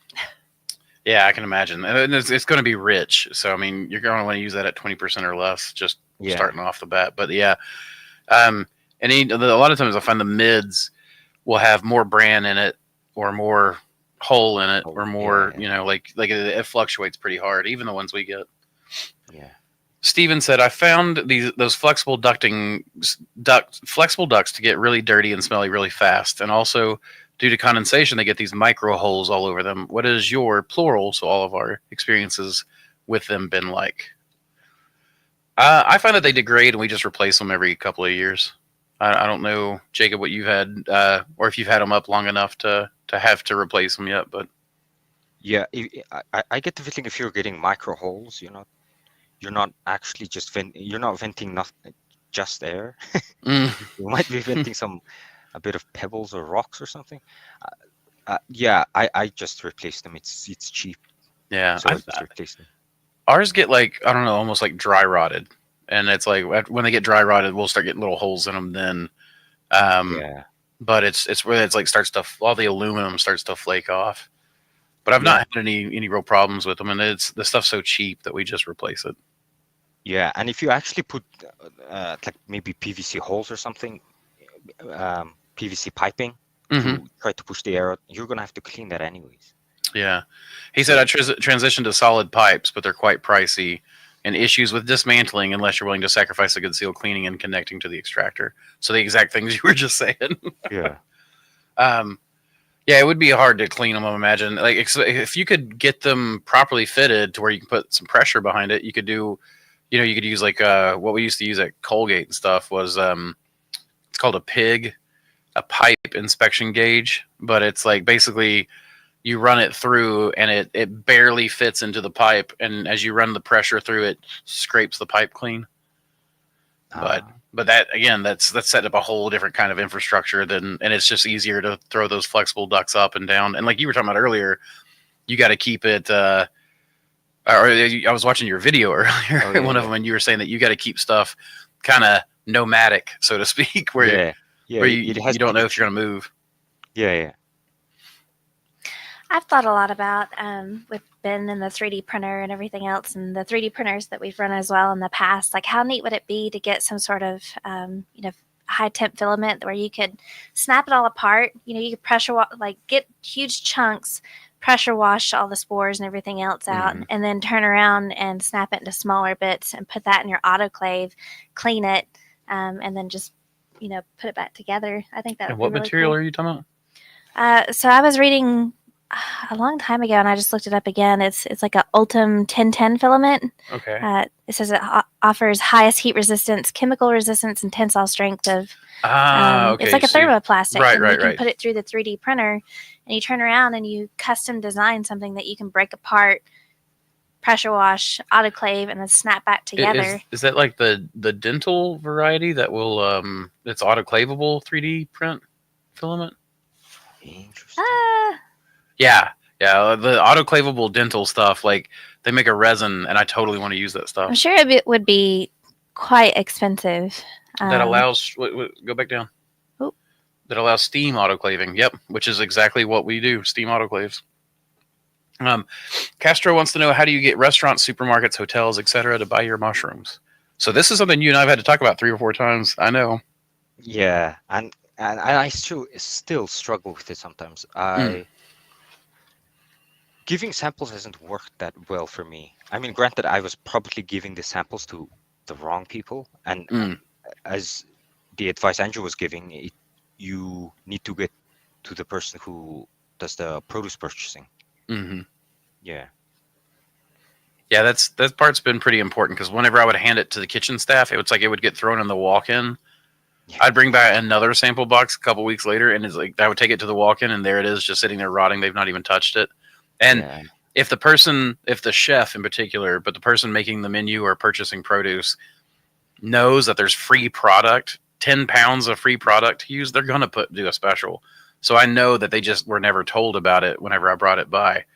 Um, so Yeah. that's important. I mean, I think if you're gonna do samples, but otherwise, how do you get your restaurant so far? Like, what has been Uh, your experience? so far, it's been the most successful ones so far, I'd say, was usually just mouth to mouth. And if you Mm, market well on social media these days, it seems that you can get a lot of a lot of customers very easily if you market well on social media. interesting. It also seems very important to reach out to whomever and just have them prepare everything Hmm. and just uh, and chatting online is a lot easier than having to go there in person. Is the produce purchaser there or not? Is the head chef there or not? Yeah. It's very open ended. I would say that that's actually been a big change for us from when we first started to now. Social media is so much more robust. Yeah, Like when we first started, we were first getting our restaurants. It was like if you were doing the social media stuff, you were pretty cutting edge. And now everybody's doing social media. You know what I mean? In fact, there's so many people that are like sick of social media at this point. Um, so that's pretty interesting. But I can see how that I mean, if it's such a wide net that you can cast, like internet space is such cheap real estate that it makes yeah. sense to just do that. So, Oz TV says, is he growing agaricus, as in agaricus, maybe mini wild species there on the step? It's funny because we actually started off, I think Oz um, joined us late, but you were talking literally about how your family grew agaricus mushrooms, and pretty much were Yeah, like the only agaricus mushroom farm that you know of in Mongolia. yeah, yeah. So, And which they don't still, grow anymore, and they haven't yeah, like. yeah, Uh, so you were saying that it I hate to go back to it, like, but you said that it bankrupted your mom doing it because of the people that she was supplying and how they treated her, some of the shady business practices and stuff. Um, if you don't mind me asking, why did you single out your mom there instead of saying my mom and dad Oh, bankrupt? it was mom who had the idea in the Okay, first place. And my dad has a pet shop, so he's pretty occupied during the day, anywho. gotcha. Okay, So uh, it was always usually just mom there trying to make things happen. But with the infrastructure stuff, as he's helping me now, he has he's always there to help on those parts. I gotcha. Yeah. Have you Okay, thought about agaricus. have you thought about trying to do some agaricus since your mom might know how to do it, or Yeah, and I suggested to them the main reason I got support for this round of mushroom producing was because it was small. mm, So the substrate is basically pellets, and you can just dry store them very easily. Agaricus, right, on the other hand, you're gonna have to pasteurize it at a very specific temp. You're right, gonna have to make a big batch uh, and pasteurize it at a very specific temp. Meanwhile, what we're doing is it's not really temperature important as long as you get anywhere close to boiling and keep it there for a few hours, it's fine. right? Agaricus, on the other hand, you really need to dial in that temperature to get the thermophile bacteria. So and and also the cover what's that Casing, called? Casing. Oh yeah, yeah. The casing layer. We don't have good casing layer here. My parents interesting. had to spend $1,000 to buy 1 ton of casing layer every Wow. year. Interesting. Yeah, So I do wonder though. So like they say that king oysters, for example, need a casing layer, but then we just use the plastic as the casing layer to keep the yeah, humidity and stuff in.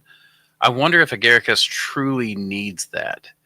Um, which I mean, we're getting a little off topic, I know, but I do wonder, like, or if you yeah, yeah. could, like, does it actually need that bacterial input, or could you just go with it. Like I think they use sterile casings most of the time. So if you had a sterile casing, could you just use plastic as the casing layer, like the plastic? Like, as I see people grow in plastic bags, grow agaricus, Yeah, but yeah. I'm not sure. And also, it seems that we could use our spent substrate as somewhat of a casing layer. I would I've think thought of so. that. Yeah, it's a good idea. I think you Yeah, could do that. You could probably use some of it as the material. Like you could use that as your base carbon source. Mix it with a little bit of composted manure to make your substrate. So it might be a good secondary or tertiary crop that you could yeah, do. I like that. yeah. I Um, suggested that before, and they were not very happy with the idea of me going. But well, maybe that's one of those things that you just do quietly on your own, or if it's even worth doing. So, Small batch. yeah. Barney says, I think Earth Angel mushrooms grows quite a bit of maitake. I think that's what he specializes in now. Oh yeah. Yeah. very beautiful. He does do a good job. Yeah, Yeah. He's he's definitely got that skill set. I think his wife is the cutest too, because I'll watch her sometimes and she'll be like, "Hello, everybody." I just think it's awesome. They found Pleurotus aringi evolved in the Gobi Desert like 40 million years ago. Interesting, Oz. I would be like bullshit, except Oz actually is right every single time I've checked. So, so if it wasn't Oz saying it, I would say it's bullshit. But now since it's Oz saying it, I'm like, okay, I'm going to have to check it out. Built a reputation. Mm-hmm. Do wild horses eat fungi or find truffles there? I've got no clue. And would you? I was gonna say you don't have much of a you've not lived much of the pastoral life, have you? Other than younger. yeah, yeah. I'd assume they would. We have a lot of wild horses here. Mm. Yeah, I think it's one of the very few actual wild horse sanctuaries Oh, interesting. in the world. Yeah, We've got a few out west for like mustangs and things like that, but yeah. But I'm guessing they're naturalized, no? yes, they're not native. Well, so Yeah, yeah. they were native. I think horses actually evolved in the North American region way, way, way back.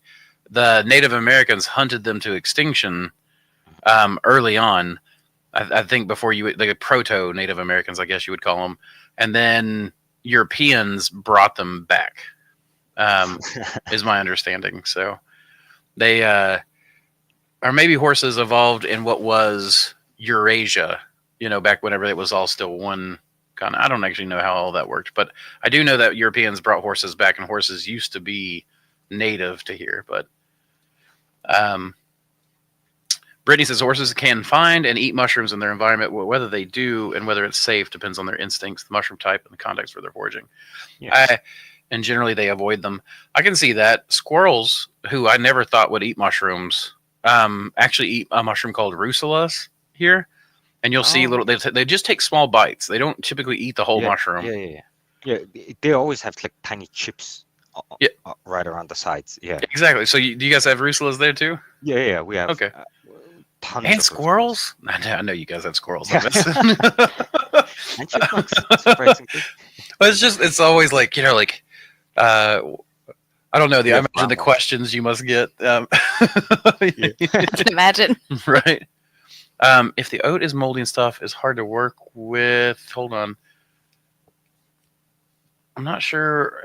I feel like there was another comment that was connected there, but may have gotten filtered out by the algorithm. Are the happy shrooms legal in Mongolia? The better question is, are they illegal? We follow the international law. Are they illegal internationally? International agreement, I think. Yeah. Okay. Wow, that's actually kind of internationally. I did do quite a bit of research on this before. that's kind of sad there. I can imagine so. Yeah, we get a ton of weevils and just crappy oats for as much as we have to pay. Not worth it. That's interesting. I don't like ours are super clean, but we're really close to. We're just south of Kentucky, and Kentucky is horse country on the East Coast. So like it's you're talking about where the Scots-Irish settled East Tennessee, like the ridges, but Kentucky, West Virginia, that area was really where the central part of the Scots-Irish migration, and they were a horse people. So, and that's where you get like the what's it called? The shoot where everybody dresses up. Come on, you grew up with your uncles taking horses there. It's in Kentucky. It's like the famous The horse. racetrack? Yeah, but it's the famous big holiday. Oh my Put you on the gosh! spot here. Somebody help me! Somebody help me with this because I know like it's like a famous thing. People dress up for the occasion. Even down here, people dress up for the occasion. We used to The Kentucky Derby? Kentucky Derby. There we go. The Derby. Weird word. Do they dress up in those Women, the women wear big hats. It's like Sunday dress. Yeah, Sunday dress. So like you wear like your finest suits or whatever. People dress up. Thank you, Steve. Yeah, Kentucky Derby. Mass Mofo tried with rodeo. Incorrect.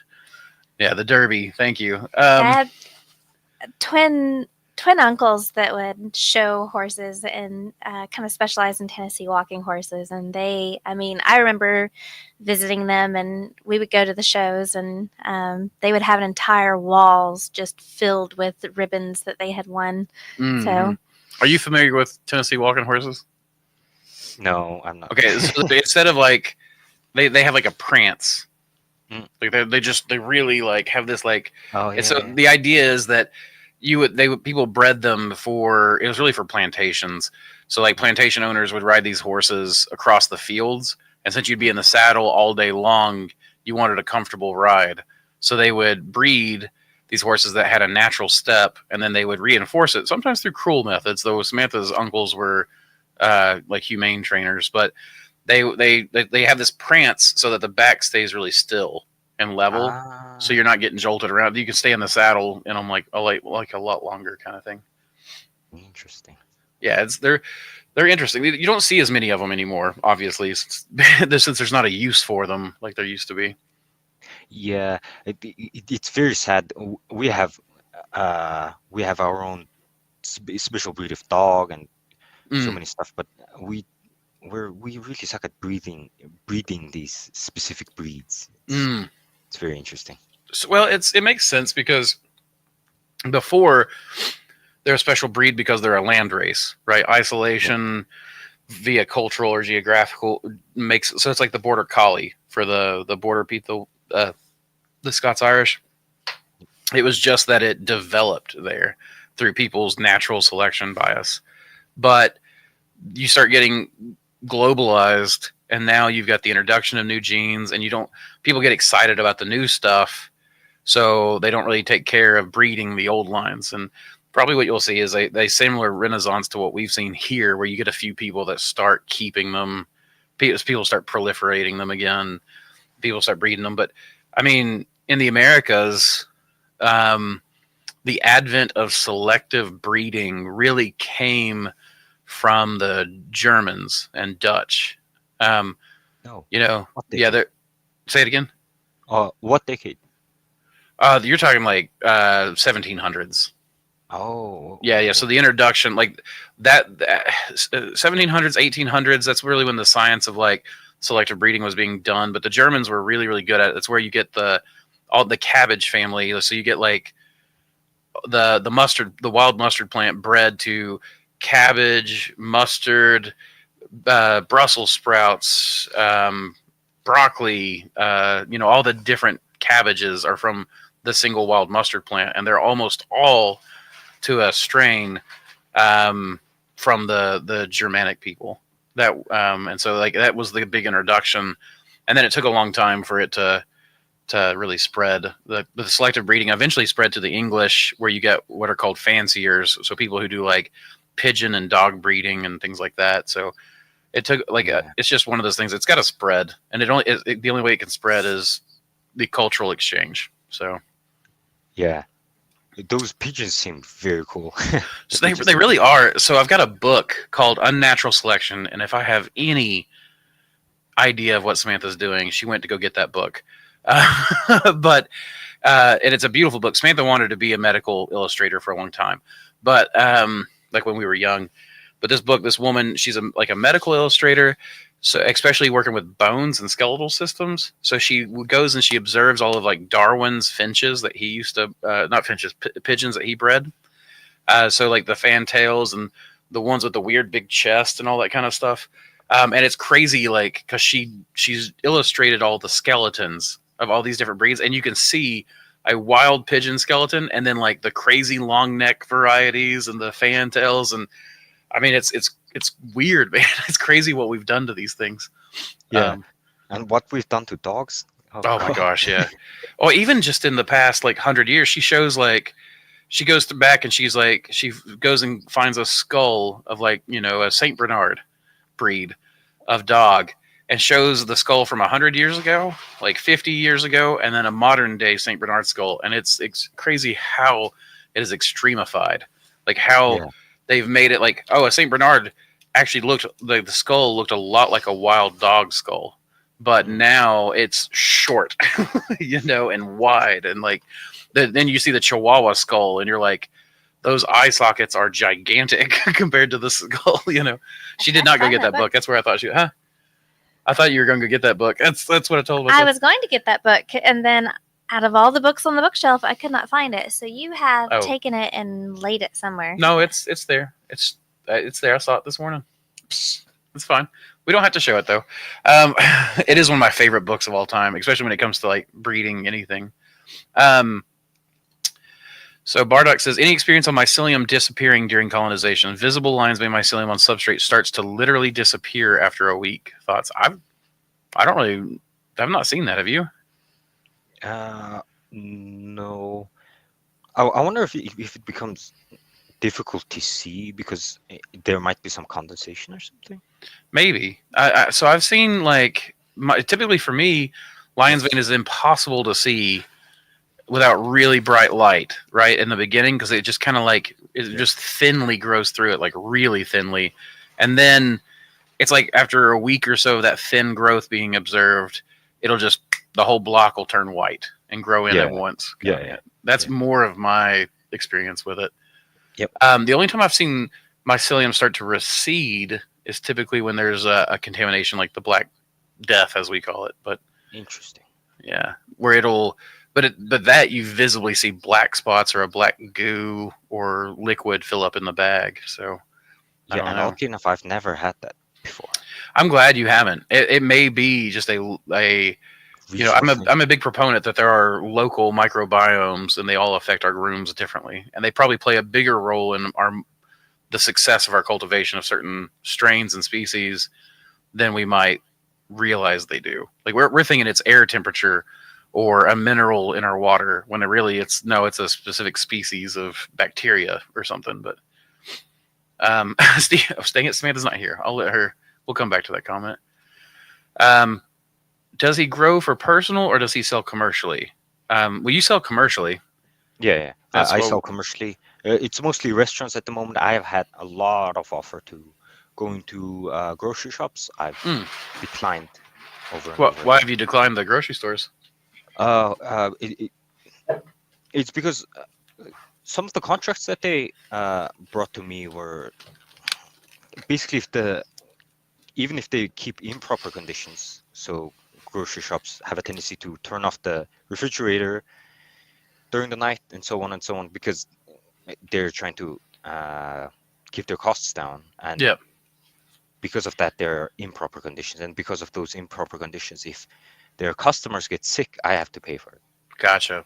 Which doesn't make any sense. No. And there were lots of those odd, just trying to get me to take all the burden sort of behaviors. Right. So, and also packaging them into small packages is not a very fun task to do. It's not fun. No, and it like I get paid more to do that. $12 a pound over $8 a pound, so it's like, man, that's seems like it's worth it, but then just the soul crushing, how it crushes my spirit. Makes me not want to do it. Steven said, "Ooh, good idea, Samantha, about custom 3D printing parts for pipe connections and dismantling. I'll look into that. My flex ducts degrade, corrode, and get smelly too fast to be practical." So And then Steven said, "That's funny. I literally found a squirrel nibbled rusula yesterday." Where are you that you're finding rusulas? It is snowmageddon here. It is the ice apocalypse. Which I feel that I'm saying that, but then I'm talking to someone who lives in 31 below Celsius. So, or no, did you say it was 31 F below or 31 C below? Uh, Celsius or Fahrenheit? Oh, outside? Yeah, I assume I said 31C. 31 C. Okay. Yeah, typically. What is the main reason for bag blowouts? My experience is that as your bags get hot, like in our autoclave automatically burps itself, as you might say. But it typically everything gets hot. We're getting the plastic close to its melting point, but it's structurally not sound anymore. And then as you have a pressure differential, it'll blow out in a weak spot or a stressed spot or a strained spot. So. And Steve said mint juleps. I assume he's talking about Kentucky Derby. Mint juleps cocktail, and it's so good. It's if you ever come to the States, I'll make you one. Or actually, do you have? I assume you have mint growing in Mongolia, right? I'm not sure. I think we do. Well, you have access to mint otherwise, right? The plant? Yeah. Yeah. Okay. Yeah. So a mint julep is basically just whiskey, water, sugar, whisked together. You might add ice, that kind of thing. Write that down. But it's really good. It's one of my favorites. I grow an extensive mint garden every year. I don't know how many, we got like 10, 15 different types of mint. And the mojito mint is my favorite for making the mint juleps with, but it grows really slow and sparse compared to most mint, so I don't get it as often. Squirrels are crazy on coffee. I've seen it. Squirrels love eating cubes. I have never heard that, but I would love to see that. Oh my goodness. Oz TV asks, are they farming millet grain there in Mongolia? Good first one. I'm not sure. I'm not sure. If we do farm it here, it's not in a commercial big amounts that I can get my hands on. Is the land fairly fertile there? No, the soils are horrible. Are they? Yeah, the soils are horrible. Which I was also thinking would be a great idea if I actually use my spent substrate to create some sort of decent soil. Yeah, absolutely. Do you have a place where you can garden and things like that? No. No. Which is my limitation. I'm gonna have to do everything indoors. Gotcha. Yeah. Okay. Well, yeah. So I mean, if you can do it, if you can find somebody who would be willing to build up their soil, that'd be a good way to go. Yeah. What are you currently doing with your spent waste? Just tossing it. Okay. Yeah, that's sometimes you got to do that. So. Yeah. You okay? I have a few plants here. I have a small little mango tree that I planted on spent substrate. It's like indoors? Nice. Indoors, yeah. That's awesome. Mango's my favorite fruit, other than blackberries. But do you guys have blackberries? Yeah. Okay, I didn't know if they were wild. I don't think so. We have okay. lots of like gooseberries, blueberries, wild strawberries. Are they called something different? Wild strawberries. Well, if it's the kind of wild strawberry we have here, we call them snakeberries. They're like real small. Yeah. Yeah, we call them snakeberries. They make a good jam, but they take forever to get enough of them to make it worth it. Yeah. You might make a jar, or add them to something. Like I like to add them to other stuff. Just pick what I can and then add them to things. Yeah, but I think it depends on the field, though. No, the what? It depends on the field. Does it? Yeah. Domestic strawberries will grow gigantic. You can get them quite large, but it's only certain types. But yeah, the wild ones I never. You mean like to see if there's enough of them? Oh yeah. Yeah. I can see that. I don't ever see. You never see a field good enough to get them in that kind of number here. So I think there's just too many other plants competing for the territory they're faster and better growing. I think strawberries in hydroponics can grow pretty well. Oh, super well. From what I understand. So that's something that you might look into, Jacob, is growing strawberries hydroponically. Yeah. Yeah, I was very interested in strawberries. I was also thinking about some sort of aeroponic system, and Yeah. The House of Hydro stuff works. I've done a lot of aeroponics with those, hmm, and it works so good. I guess it's actually called a oh fogponic system at yeah that yeah point, yeah yeah but it worked out really really well for us. And with you being in a Lettuces. place that's got such good trade access with Russia, that's where a lot of the hydroponic nutrients and stuff come from is yeah, from most Russia. of the fertilizers. Yep. I mean, Yeah, for your neck of the woods, I mean, the United States is pretty self sufficient when it comes to. I think anything we can't get ourselves, we can import from Canada. yeah, So the whole idea of like the Fortress America or whatever, where we've got all the oil we need for the next 200 years of current energy use, and we're food self sufficient because we're food exporters and that kind of stuff. It puts us in a NAFTA puts us in a pretty good location, but um, Oz says that he always uses a flashlight to check spawn growth. I used to, I guess I still do actually. It's not a flashlight, so to speak. I use one of my camera lights in the lab, and I just turn that to my spawn. So I'm quite curious what for. just to observe it, like for the real when it's real thin and wispy and stuff. Hmm. It just makes it easier for me to observe it. You also got to remember, Jacob, I'm a lot older than you. My eyes are not what they once were. Weirdly enough, actually, since I got sick a few months ago, I've noticed that even like when I'm wearing contacts right now, or if I'm wearing my glasses, I still, as see everything's still a little slightly blurry. Um, and apparently that was one of the things. So that they're like, apparently I got nerve damage in my eyes from how sick I got. Yeah, Like, yeah. The eyes seem to be very sensitive to oxygen levels in your blood. apparently, Yeah. so it actually sucks because they said that once the at first they thought it could be oh shoot like when you've got the localized swelling and stuff like that. What am I thinking of? The word Inflammation?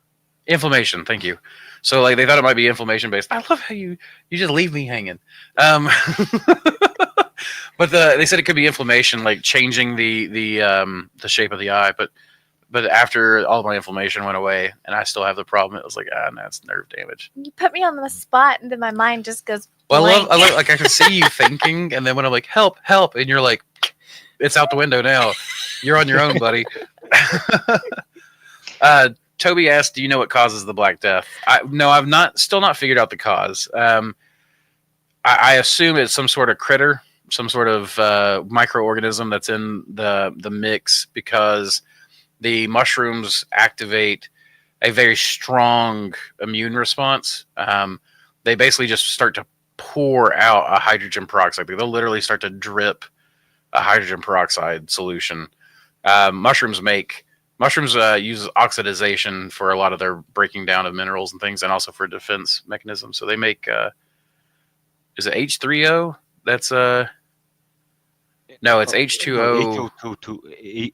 H2O2. Yeah, H2O2. Yeah. Yeah, there we go. Yeah.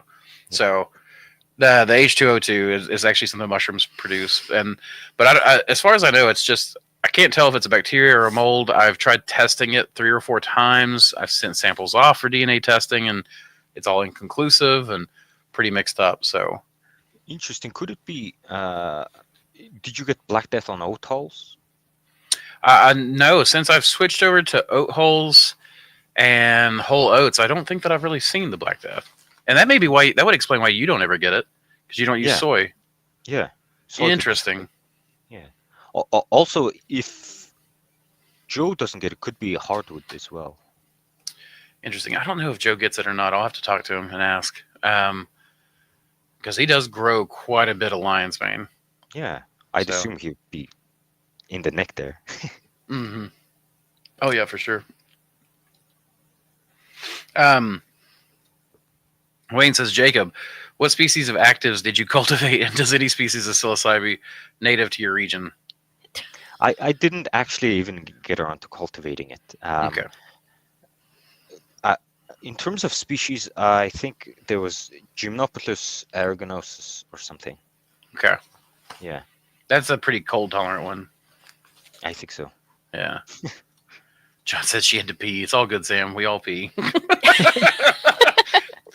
I'm like a camel. I can go forever. I grew up some catnip one year, and the next mint was growing everywhere. Interesting. Man, it is in the mint family.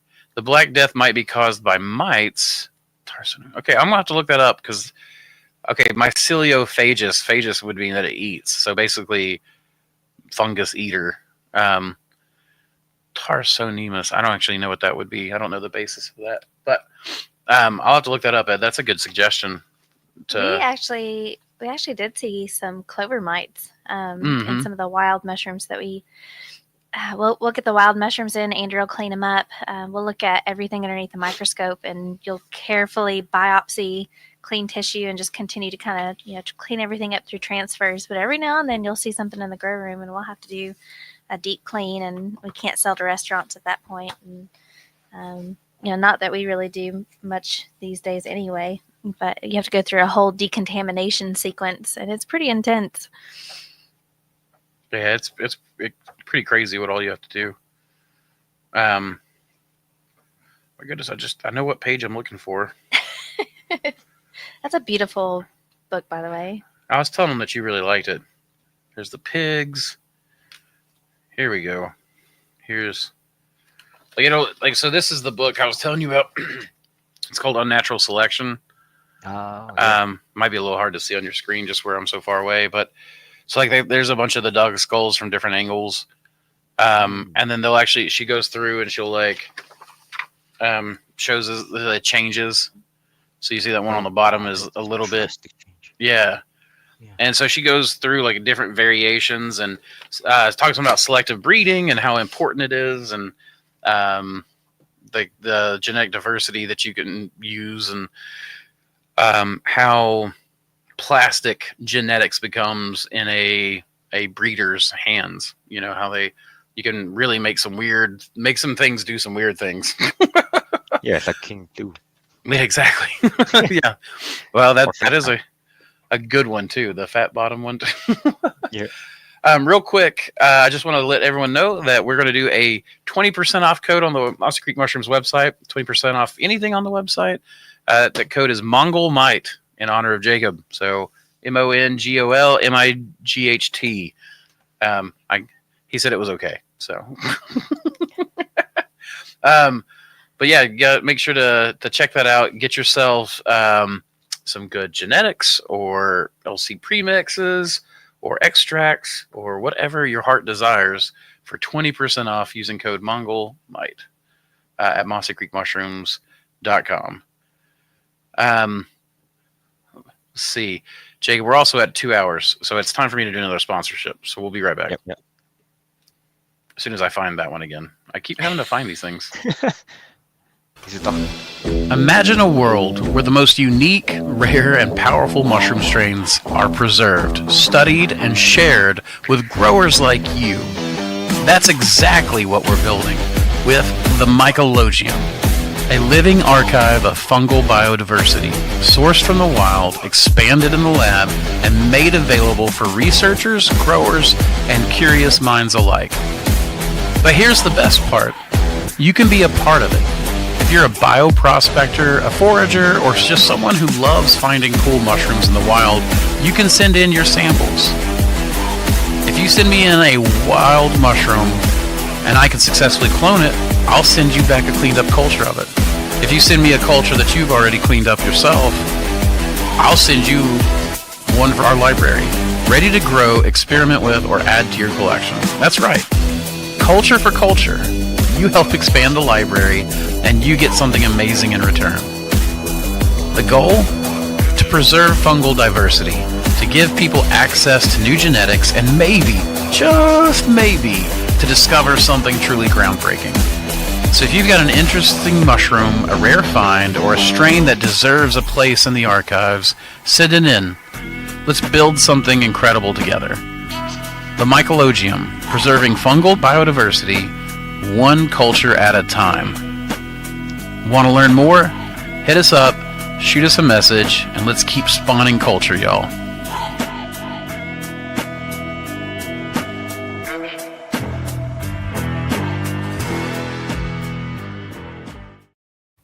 And we're back. Thank you all for supporting the Mycologium. I actually got 2 samples in this week, which is pretty killer. And And the I found one. Mycologium now has a. So I found one too. Spanda's found like 3. Charles found a couple. So I've gotten like 7 samples in this week. So it's pretty exciting. Jacob has actually contributed to the Mycologium. There's a Mongol Hericium that hopefully will be being released in liquid culture soon. But I'm pretty I excited have to about send that you one. more. Oh, please, man. Every Hericium you can find. Oysters too, but Hericiums are my favorites. Yeah, that oyster that you found that you posted on Instagram, that Mhm. one seems to have a very fat stem. Have a fancy what? A very fat stem. Oh, yeah, it does Yeah. for sure. Yeah. Is it Yeah, the one I found?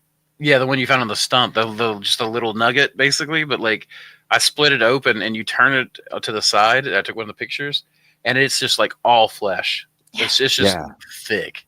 Well, and I found that it had rained and rained for days, so really tolerant to a lot of humidity. And then on top of it, it had gotten down to about 11 degrees. So very cold tolerant too. Yeah, Yeah, it oysters look very much like King Blue. it has that kind of quality to it. Now, you never know what it's going to do once you clone it and once you get it into the grow room, but I have high hopes. There's also one sent to me from Emory, Texas, and It's huge. it was gigantic. And that oyster was huge. Like I could put my hand on one of the caps, and it was way bigger than my hand. So pretty exciting. I love getting the new samples and stuff in. And hopefully we'll get a lot more. What? I like hearing everyone's stories behind them. That's Oh, probably yeah. my favorite part. I get letters and stuff all the time. Though when we got the sample, Jacob also sent us some Mongolian candy, or Mongolian dairy preserve. I don't know what you would call it. Yeah, I'm not sure either. Our kids loved it. Well, they loved especially the We fruit really liked ones. it. The old style kind. My kids didn't take to very well. Yeah, I had a little bit of. I was like, oh my gosh, this is like buttermilk. So, yeah. do you guys have buttermilk? I I think we do. It's I guess it it's would go the by a stuff you get different from the name. top after you boil milk, right? It's what now? It's the stuff you get on the top after you boil milk. It's I don't actually know how they make it. I know it's fermented. And the so it's not like quite like Samantha's looking it up now. All I know is like I grew up with buttermilk. Like that was the big thing. It's like yogurt, but really really strong. But not like kefir, and Not which I like don't. curd, is it? No, it's not really a curd. It's liquid. I mean, it's a really creamy liquid. So I assume it's some sort of like the fat, like you're talking about where it would come to the top when you're working it. But oh no, what it is? So you make butter, and then you take the milk after you've made the butter. So you've removed all the butter stuff, and then what's left over is then fermented. I think is that right, Samantha? It's going through the traditional method and the modern method, but traditionally buttermilk was the leftover liquid after churning the butter. This liquid was left out overnight to ferment. And then modern day in the buttermilk production, you add bacteria like lactobacillus, and then it's pasteurized. Lactobacillus, what a wonderful organism. Yeah, you add that to pasteurize and homogenized milk, and then the bacteria ferments it. For the milk's lactose creating lactic acid, and then lactic acid lowers the milk's pH, causing the casein proteins to clabber, so to speak. Yeah, curdle the milk. Curdle. So I always grew up hearing it clabber, which I always like. I like that better. I like that word better. It sounds like you're going to hit someone over the head and you're going to clabber them. But that was a snack. Is warm buttermilk, and the buttermilk would be warmed by the hot cornbread that you would put in it. Yeah, so growing up, I grew up with a dessert called crumble-in, literally like crumble in, but combined into one word. And it's like typically as kids we drank like milk because milk is sweeter than buttermilk, but all the older folks would eat buttermilk, and you just take corn, like a glass of milk, and you just crumble cornbread into it, and then you eat it with a spoon, and then that stuff is like candy to me. I freaking love that, even though it's not like, Very good. oh dude, it's super good. Um, you do that like that's what you eat to help settle your stomach after all that beef you ate. Um, let's see. Why is the grass greener around mushroom rings? I actually don't know that question. I'm not sure that Jacob, you. I assume it's micronutrients or something being fed to it from the mushroom. Yeah, or could we do a water retention from the mycelium or something? Oh, there you go. I bet water retention I could see being a big thing. I left a bag of sclerotia / ATL #7 sitting around for about 5 months. I noticed it was getting a lot of exudates, metabolites. When I looked under the scope, I was horrified to see thousands of mites. That may be what the metabolites were there for. It was like under attack. So it was like, it was, if you ever got peed on by your mushroom blocks, Yeah. yeah, just don't open your mouth when looking up. So, Mongolian buffets should serve mushrooms. I like them cooking with swords. Mongolian buffets are a thing? Like, I don't know where Oz is. I think Oz is somewhere in the Arab part of the world. But that I'm quite interested. Mongolian beef is like my go-to order at Chinese restaurants. Yeah. I wonder if it's something like that where it's not actually from here. Right? That's what I was gonna say. Is Mongolian beef's like my go-to. I completely understand it's probably not actually Mongolian. Yeah. It's just, oh man, there's something about like that dark sauce with the fried strips of beef and onions. Just onions, green onions and white onions and onions and onions and onions. I freaking love onions. Do you guys eat a lot of onions? Oh yeah. Okay. What people doesn't eat onions? I think every people eats onions. I love to mix buttermilk in my scrambled eggs. I've not really. Oh God. I've not really tried that. Oh, we do like heavy whipping cream or milk sometimes. Yeah, that would be clobber. Denise Reed. I always thought it was clabber. Oh, you mean the hip people? And Denise Reed is my mother, so now I got to watch my language because now I know Mama's watching.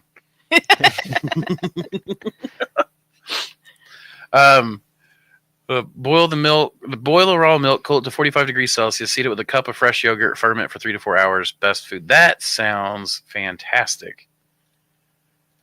In Milwaukee, there was one. Oh, a Mongolian buffet. You pick your plate, they cook it. Oh, they have those at Chinese restaurants here as well. They have those, yeah. So you're probably right. It's probably not like, yes, Adrian, where you are still alive. But it's probably not a Mongolian sets of food because there's shrimp, and I don't imagine you guys have shrimp as a traditional food. No, but I love seafood. Yeah, it's my favorite. I love seafood. Any sort of shellfish is, if it comes from the water, it's typically my favorite food. What is your favorite, Jacob? Among seafood, I really like fish. I really like fish and shrimp. I've never really tried lobsters. We make tons of crab salad, but those are like imitation crab. Mm-hmm. No, I like the imitation crab too, though. Yeah.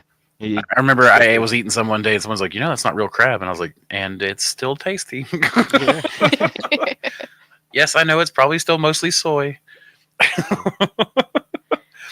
Let's see. So Mass Mofo says, do they eat horses in Mongolia? And if so, are they any good? Yeah, it's pretty good. It's very lean. I really like the fact that it's very lean. Gotcha. See, it's illegal in the States, I think, to eat horse. What? Yeah. Oh yeah. It's weird, like that. There's a lot of people, even horse owners, I know, that are like, no, we should be able to eat it. But I'd imagine it's kind of similar to deer. Well, I think Burger King got caught selling horse meat in their burgers. I was like, oh, no wonder they're so good. No. So what's your favorite mushroom to grow? Recently, it's been black pearl kings. Okay. They're just so cooperative, so easy. And when you do, you are always the opposite of everyone else on this kind of stuff. You realize everyone else has a hard time with black pearl king, right? Really? Yes, everyone else is always like, "How do I get it to do?"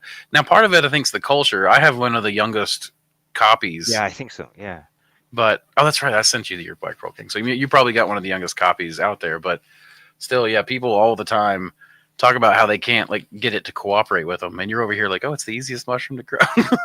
Yeah, it's because I buy from the right places. That's right. That's because you buy from the right places. Yeah, yeah. That's right. Use code Mongol Might.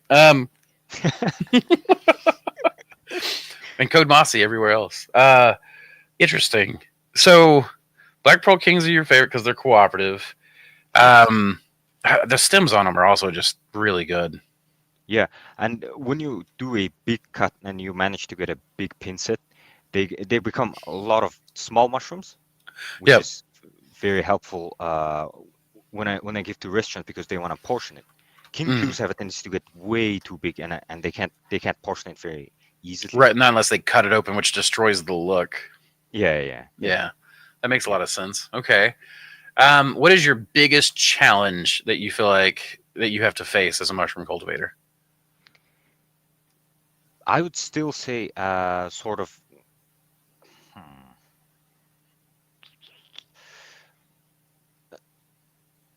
so one of the challenges I would say is my biggest is still in markets and trying Mm. to sell out my mushrooms at the moment.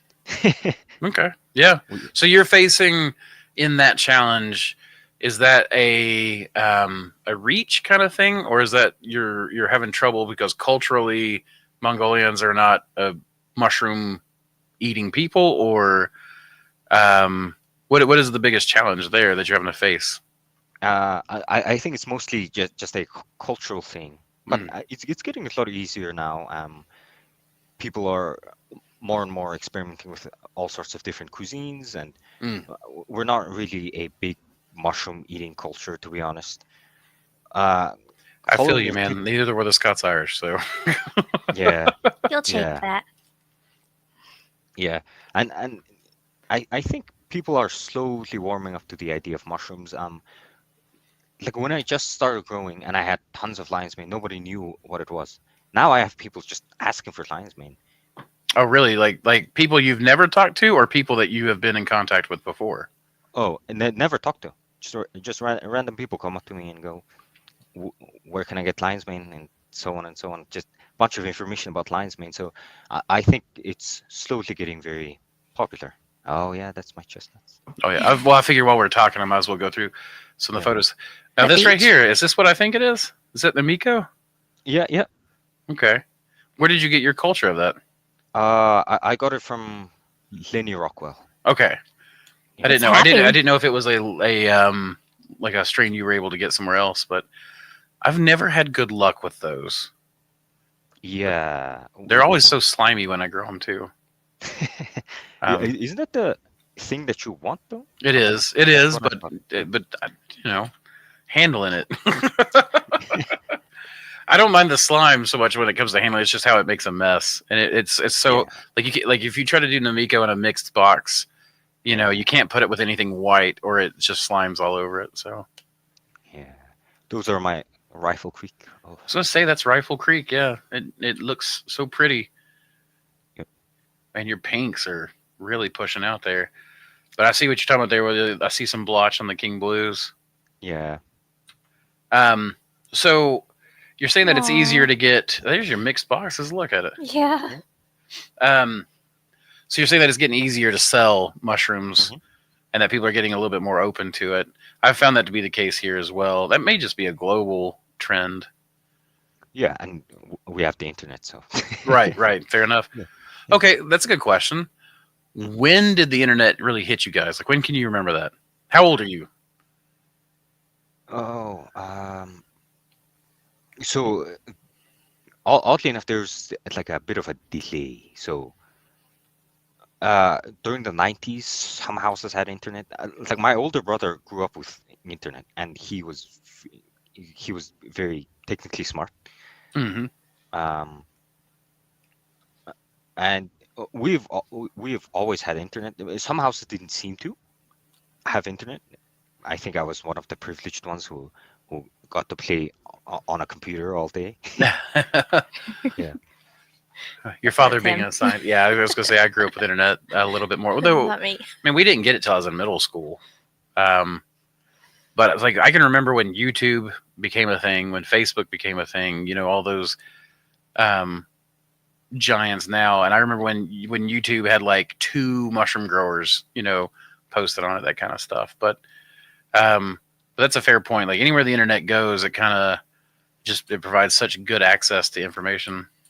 Yeah. And I feel so happy and so happy to be so privileged to live in the modern times, to be Yeah, able no to just kidding. Google Yeah. information like this. Yeah, absolutely. The hard part nowadays is filtering out the noise. Like Yeah. what's like finding out the good information. You got so much information access. You have so much access to information now. It's like which information is the good information. Those are some pretty king blues. Yeah. And yeah, your Piopinos are rocking. Yeah, Why do those you are have that? So it's not as pronounced on that one, but you've got like one side is way taller. Do you have lights on one side, like here where you've got? oh no, I think that's where the pinset grew. On the other side there was nothing. There Oh, was no okay. So it mushrooms. just filled in the light space there on the other side. Yeah. So 9.905 kilograms, Yeah, that's 2 pounds, I think.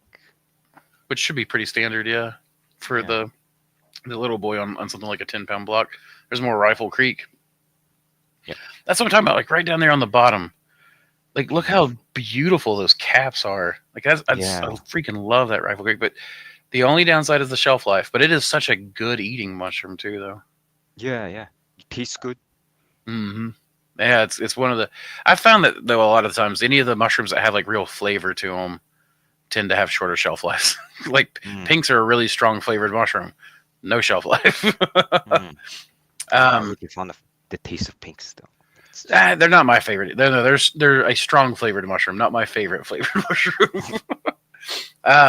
Yeah, pinks are. I don't know. They're not one that I'm going to do a lot of like. I'm not that I'm going to do a lot of them. Sorry. Adrian Rose asked, "Can I ask what Pioppino tastes like, please? How would you describe it?" when it's cooked somewhat nutty. Mm, Uh, I've tried it raw before. It has a bit of a dill like taste. The herb dill. yeah, Yeah. I've not ever tried it raw. I'll have to take a little bite and try it. I normally don't eat mushrooms raw, but I can. One little bite's not going to hurt you. Yeah. I hope. Yeah. My goals always do that. My What's that? goals don't like to grow around the cuts. They'll just kind of grow sporadically through. Yeah, yeah, yeah. It maybe Ours need will the do that warmth. sometimes, but I was going to say, yeah, it can be the warmth. The warmth can be causing it to just pop everywhere. Mm, Or like Pinks it's are. I warmer like the inside the bag. striations on the pinks. It's like it's warmer inside the bag than it is at the cut where it's Yeah. exposed to the air. That's what I'm thinking. So look at that. One nice looking king blue with a horrible blotch ridden king blue. I mean, your op looks a lot like a lot of ops I see here in the States. It's not really any different. 1.335 kilograms. Is that a king or the black pearl? Black Pearl Kings. A little Okay. overblown, but A little bit. Yeah, they're a little bit past prime, but not anything that would keep you from selling it. yeah, And 1.3 kilograms would be 2.8. close to 3 pounds, I think. 2.8 pounds. Samantha's already run it. Ah, okay. Ooh, look at those. That's the lion's beard. Yeah, yeah, that's Lion's Beard. How often do I you haven't- grow that native strain? I can't get them to cooperate very easily. I'm Really, not man, they took to my room like a champ. really. Yeah, I'm not. I think you cleaned them very well. They kept on getting contaminated. Mm, Yeah, what are these white ones down here? I think those would be pearly whites. Pearly Okay. whites are also very nice. I really like them. Yeah, the pearly whites. That's It's that's my a favorite. cross. Yeah, Samantha's favorite strain. That's a cross between the mother of pearl and the Elm Z, and it really Yeah. got that mother of pearl spindle form to it. Yeah, But it produces like an elm. Like it just really showers. Yeah. of mushrooms, and you can see where it starts off slightly blue. Yeah. I'm really fond of pearly whites. I want to cross that one with Pathfinder. Oh, we can do that. Yeah, I've got some Pathfinder coming up to the grow room, and I've got mother of pearl spores already put back. Those are black pearls right there. Yeah. That's got that toadstool look. I like Yeah, that. I really like getting them like this. That's not the same one for that was 1.3 from earlier, is it? No.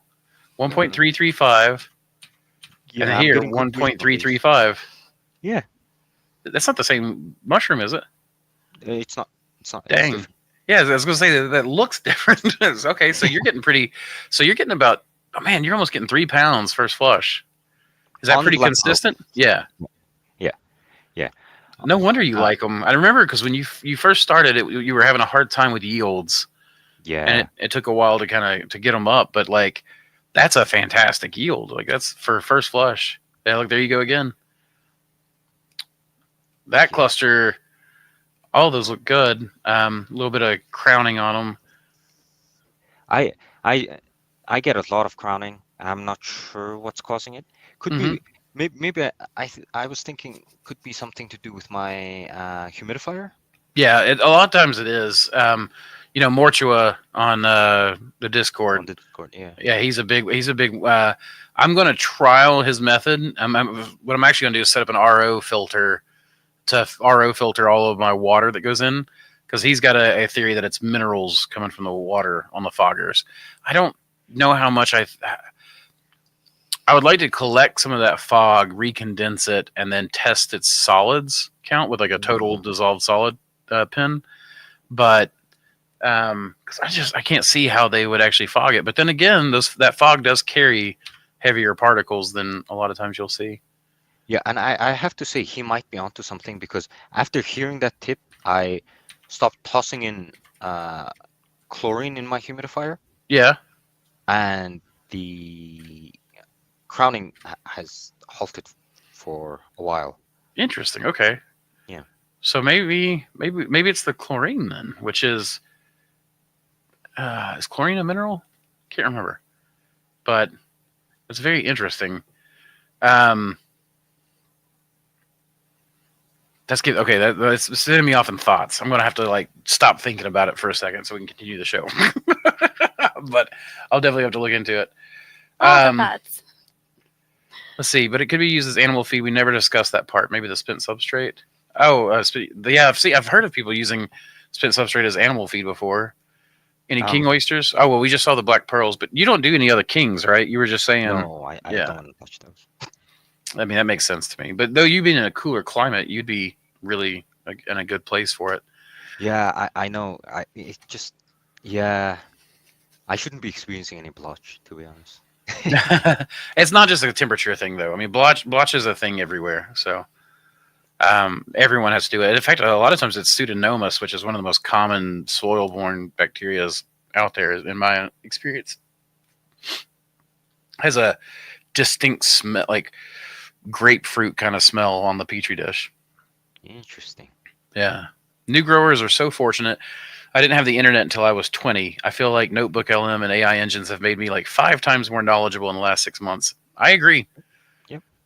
The AI has advanced my ability to parse out knowledge and create new ideas. Like, yeah, it's fantastic. I was like 16, 17. When you got the... Yeah. I remember, because like you lived out in the country and I lived much closer to the main branch. So I had good internet. And you were still on dial-up, yeah. I saw a YouTube channel now that is reading the Mushroom Cultivator book. I had to read it myself, lol.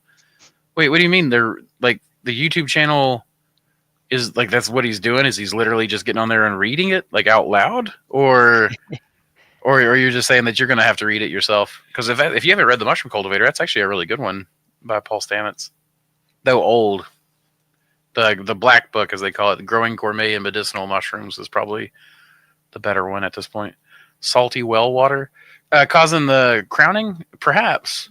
I'm interested in the idea of being chlorine, because chlorine it'll just naturally dissipate. And if you're running it through a fogger, I imagine it probably is riding along those little fog droplets.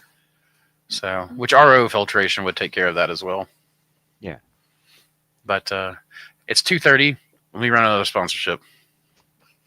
We'll be right back. Introducing the future of mycology, Dr. Silurian's Elixir of Mycelial Mastery. This isn't your average culture mix. It's a revolution in a packet, crafted for the dedicated cultivator seeking unparalleled growth. Experience the visual alchemy of this masterful brew. As you mix 10 grams with 500 milliliters of water, watch the solution transform into a rich, amber spectacle, the hallmark of a nutrient-dense sanctuary for your burgeoning mycelium. This is where vibrant color meets vibrant life, setting our elixir apart from the ordinary clear liquid cultures. Prepare to be captivated. Mix 10 grams of Dr. Silurian's elixir with 500 milliliters of water, add a stir bar for thorough integration, and sterilize the blend at 15 psi for 45 minutes. Once cooled, introduce your favorite culture into this perfectly prepared, nutrient-rich environment. Watch in awe as the elixir works its magic, unveiling a mycelial masterpiece before your eyes. Choose Dr. Silurian's Elixir of Mycelial Mastery for a mycological adventure that's as visually enchanting as it is potent. And we're back. Let's see. Well, I guess we're hitting 2 hours and 35 minutes. I'm happy that you stayed with us, Jacob. I didn't know if you'd have the stamina. Oh, I can. I'm in my 20s. There you go. He's like, I'm in my prime.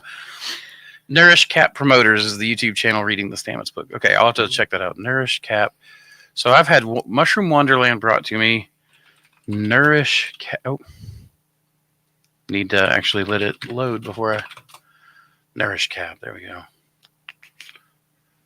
Oh, he's only got 37 subscribers. We'll have to see how that goes. If we can get him maybe a little bit more. Oz TV says, use a dehumidifier to collect pure water. It may work once fog is discharged to a room. Interesting. Yeah, that could definitely work to be able. I mean, that's basically just distilled water at that point. Just recondensed out of the air.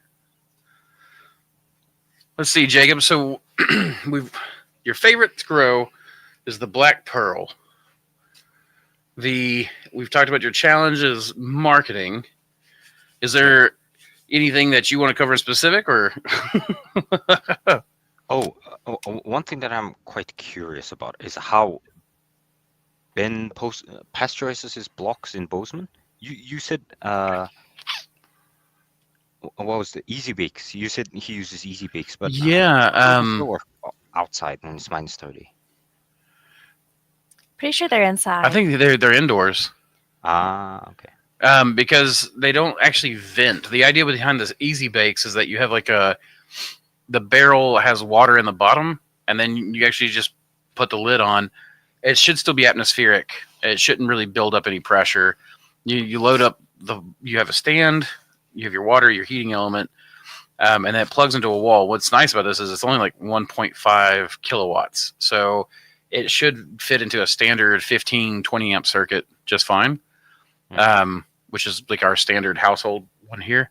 And so they're able to just plug it in and let it cook for 24 hours or whatever. And it's like the idea of the Easy Bake. Are you familiar with an Easy Bake oven? No. Okay. Easy Bake ovens are like a toy that we used to like, where it was common when we were kids. Girls would get these little ovens that has a light bulb in it. And the light bulb would slowly cook the little cakes and things. And it's called an Easy Bake because you can make it, throw it in there, and raw cook your food, right? But it was like a low-powered, safe-ish, I imagine, way for these girls to practice their cooking skills or whatever. And the idea behind the Easy Bake barrels is that you just have this where you can throw stuff in there and at low temperature. I mean, it's low power, but you just let it sit for a long time and it just kind of goes over. So you're not like having steam escape. It's all atmospheric. It's low power. Yeah, hopefully a lot of times, like people will do them in basement ops a lot of times because different sockets will be on different circuits, so you Yeah. can run 4 of them, in Mm. a place, and it makes it to where they're not having to deal with 220 wiring or anything like that, Yeah. which is a lot stronger. So, um, I do wonder about the efficiency. I would like to go like do a power usage comparison because I'm not convinced that the really really big steam rooms are actually very efficient when it comes to well the whole, you have to heat up the whole steam room, all the blocks, and then you're basically bleeding steam through whatever cracks and crevices you have, and like Yeah. these shipping container steamers and stuff, or even mine. Like I don't think mine's very efficient. I'm burning 9 kilowatts, 9 kilowatts for 36 hours, just socking it to my substrate. The only reason why I can do that is because the electricity is so cheap here. Otherwise, I would need to insulate it, and if I have some way that I can actually make, well, I mean, like or like you, like where you make double use of the heat kind of thing. I'd have to be a lot more insulative and that kind of stuff. Like I know growers out in Las Vegas tend to have a lot tighter steam setups because electricity is so much more expensive out there. But that's the real idea behind the easy bakes is that it's safer wiring. So like some imbecile like myself who doesn't know anything about wiring could do it and not be too worried about burning my house down. Yeah, and you could just use a standardized plug because it's Exactly. not going to go over 16 amperes if it's 1 kilowatt. Yeah, right. It'd go. Yeah, it wouldn't. Well, it would like you'd be stuck to mostly 15 amp circuits, so it's relatively low power. Yeah. I mean, I say it could still electrocute you, but but it's mostly safe. Like I was walking barefoot one day, and even my boiler, I think we had an element burn out on it, and kind of I guess it kind of melted down where it touched the wall. But I was barefoot, and I touched it, just like kind of tapped it, and the bottoms of my feet felt ticklish. And I was like, oh, I don't want to touch that again. So like, and that was 220. And if I had not, if it was making full on contact, I could have died, so Yeah. you don't want to do stupid things. You want to do things smarter than I've done them. What do you think about cold pasteurization using calcium hydroxide to raise the pH? Castro, as far as cold pasteurization goes, I say it's pretty hit or miss. Most of the time, people who find it successful live in colder climates. People who live in the tropics or hot summers. Like a lot of times, I'll see people have good success with cold pasteurization until their summer hits, and then when their summer hits, they end up having a lot harder time. But you also have to be careful. I've seen people burn their hands by not wearing gloves with it. Somebody was on, I think, last week talking about a method that they use, which is safe on your hands, but I can't remember what that method was now. Yeah, I can't remember. Wearing gloves. No, well, there's that. There was a girl that we met from Virginia. She and her boyfriend came down to buy mushroom blocks off of us, and she showed us her hands. She had burnt her hands bad because she had done the cold pasteurization and then just worked the straw. Yeah, it was a lime. I'm not actually sure what calcium hydroxide sounds like a version of lime, but I'm not actually sure. I would need to check that out. But yeah, she'd burnt the crap out of her hands, like chemical burn look. So yeah, and I can see how wearing gloves would be a little annoying to try and turn the substrate. I just use a pitchfork or something. Like I wouldn't even want to put my hands in there. Oh yeah. I'd be afraid, but I'd still wear gloves even when we're working the pitchfork. But that's how I used to mix. But I much prefer the dry bagging method and then the cooking. Like I like heat pasteurization is my favorite. Powerman says if you're interested in actual energy efficiency and consumption, Look at Emporia Energy Monitor Systems for your breaker box. It'll let you know the consumption per breaker pays for itself. Ben Cool.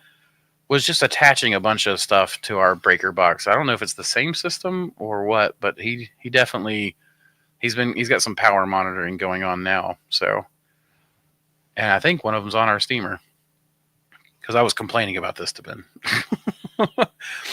I use old freezer for my steam box. Peace from California, pirate flag.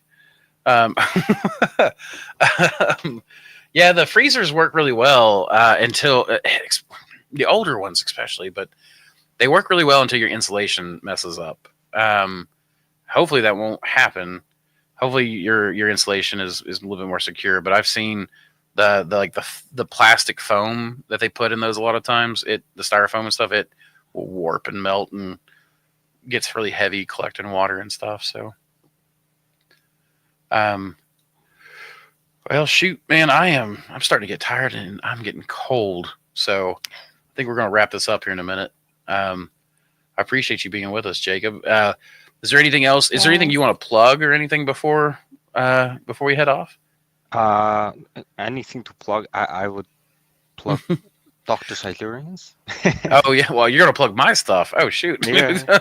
I meant, is there any like social media accounts or anything of yours that you want us to?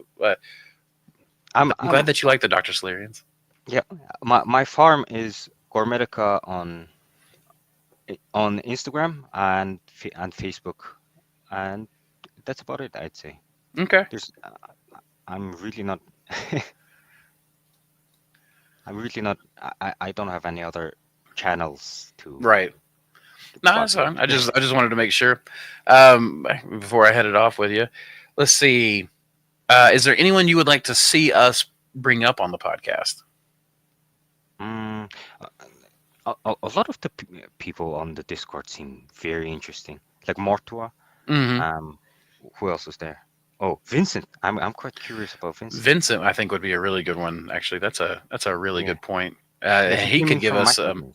Yeah, I was gonna say the microgreens coupled with the mushrooms because and is he's on the Canadian border or he's in Canada? I can't remember now. I think he's Canadian, but that would actually be a really interesting way to go. It would be cool to get a microgreens grower on there. That's a good one. I'm gonna steal that one from you for sure. Or take it since you gave it. Yeah. Well, excellent, man. Let's see. Do you have any other questions, Samantha?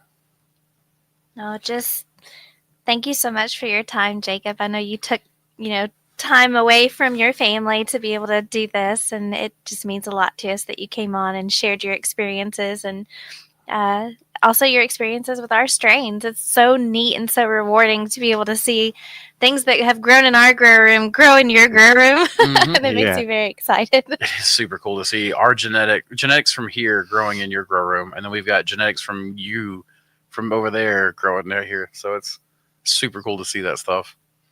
Yeah, and then thank you. I'm surprised I didn't hear the baby cry once. You were so worried about that. Yeah. Your wife didn't stay up, did she? No. Okay, good. She and the baby got some sleep, and it looks like you might actually have some light coming through the window now. So it's morning time. Are you gonna have to go to work? No sleep? Yeah. I'm gonna go to work now. my I gosh. have a 9 to 5, so. As well. Oh my goodness! You have a 9 to 5 too on top of running, Yeah. and we should have talked about that too. I know you said you worked for the mining company, but dang, we should have. We'll have to talk about it again some other time. Okay. We'll have you come on in like a year to see where you're at or something. Yeah, I'm gonna be so much further. Exactly. It's gonna be a good year for you. I can feel it. Yeah. You've already made all your mistakes last year. Yeah, I did. Yeah, Well- 2025 is gonna be the time to make all new mistakes. Oh yeah. When you build something new and everything just breaks just instantly for no reason, like 30 That is- different that is- mistakes. Always the way it works, man. Like Yeah. we had things oiled, like everything ran smooth at the basement. We moved here, and I feel like it took me 2 years to get a handle on how things worked again. And every time you move an op or change the environment, there's a reason why, like shiitake farms in Japan and China, or even in the States with the agaricus farms, they find strains and systems that work for them, and then they basically do not deviate until they have to. And I can absolutely see. Are you signaling me? I'm wondering if maybe he can get a nap in before he goes to work. We could let you go. Okay, that's a good point. We'll let you go, Jacob. We really appreciate you being with us, man. Thank you. Yeah, thank you. Go try to take a nap or something. Go see your family before you go to work. Yep. And thank you for having me. I was kind of surprised you wanted me to join in live. So. Well, I'm glad you were able to do it, but and like I said, it wasn't required. But I'm happy to have you. Well, I just think it's interesting. It's nice to be able to talk to people. Want to hear from cultivators too. They don't want to just hear from the people doing research and stuff. Actually, from you, and then giving you that choice if you wanted to or not. Yeah. So. Yeah. Which I was gonna do the farm tour using your videos, but I think that this was actually so much better for us and people. So yeah, God said get a power nap in. But yeah, that's I really do appreciate it. I know we kind of surprised you with that, but I'm glad you were able to make it, man. Yep. All right. Thank you for having me. Absolutely, Jacob. Thank you. Bye. All right, guys. That was fantastic. I like being able to hear that. But Jacob and I are able to talk every now and then. I'm not as available as a lot of people get to be. But Jacob is in our Discord. So for anyone ever interested in joining our Discord, supporting us on Patreon, which we are still getting packages out on because I fell so behind when I was sick. But we've got a lot of cool strains coming your way. Like some of you guys are owed like 8 strains. Oh, you're going to get some packs. Yeah, sticker packs. You're getting some cool stuff. I'm working hard. Yeah. But Jacob is in our Discord. So are some of the other people we were talking about. And Discord went quiet there for a little while. And now it seems to be hopping again. So I'm glad to see so many people joining in. The Patreon is the best way to get on that Discord. So, and anytime I do a voice chat, which is rarer and rarer these days, I've seen Jacob try to join in. We also have a lot of all the text channels are full of information. I'm getting constant dings and notifications these days. So it's a great place to be. And of course, it was extraordinary having Jacob on. I'm always surprised that people are willing to stay up well into their midnight or 4 a.m. or whatever to talk to me, but I'm glad that they are. And it means a lot to me that we're able to have that kind of stuff. Other than that, Samantha and I are going to do our date night. So we're going to go get some supper and basically just stare at each other because we've talked for 3 hours. And we're just going to look at each other and go, oh, food. But yeah, that'll do us. So I guess with that, and without any further ado, keep spawning culture. Keep spawning culture, y'all. You delayed. All right, hold on. We'll get this right. And without further ado, keep spawning culture. No. Okay. All right. Without further ado, keep spawning culture, y'all. We got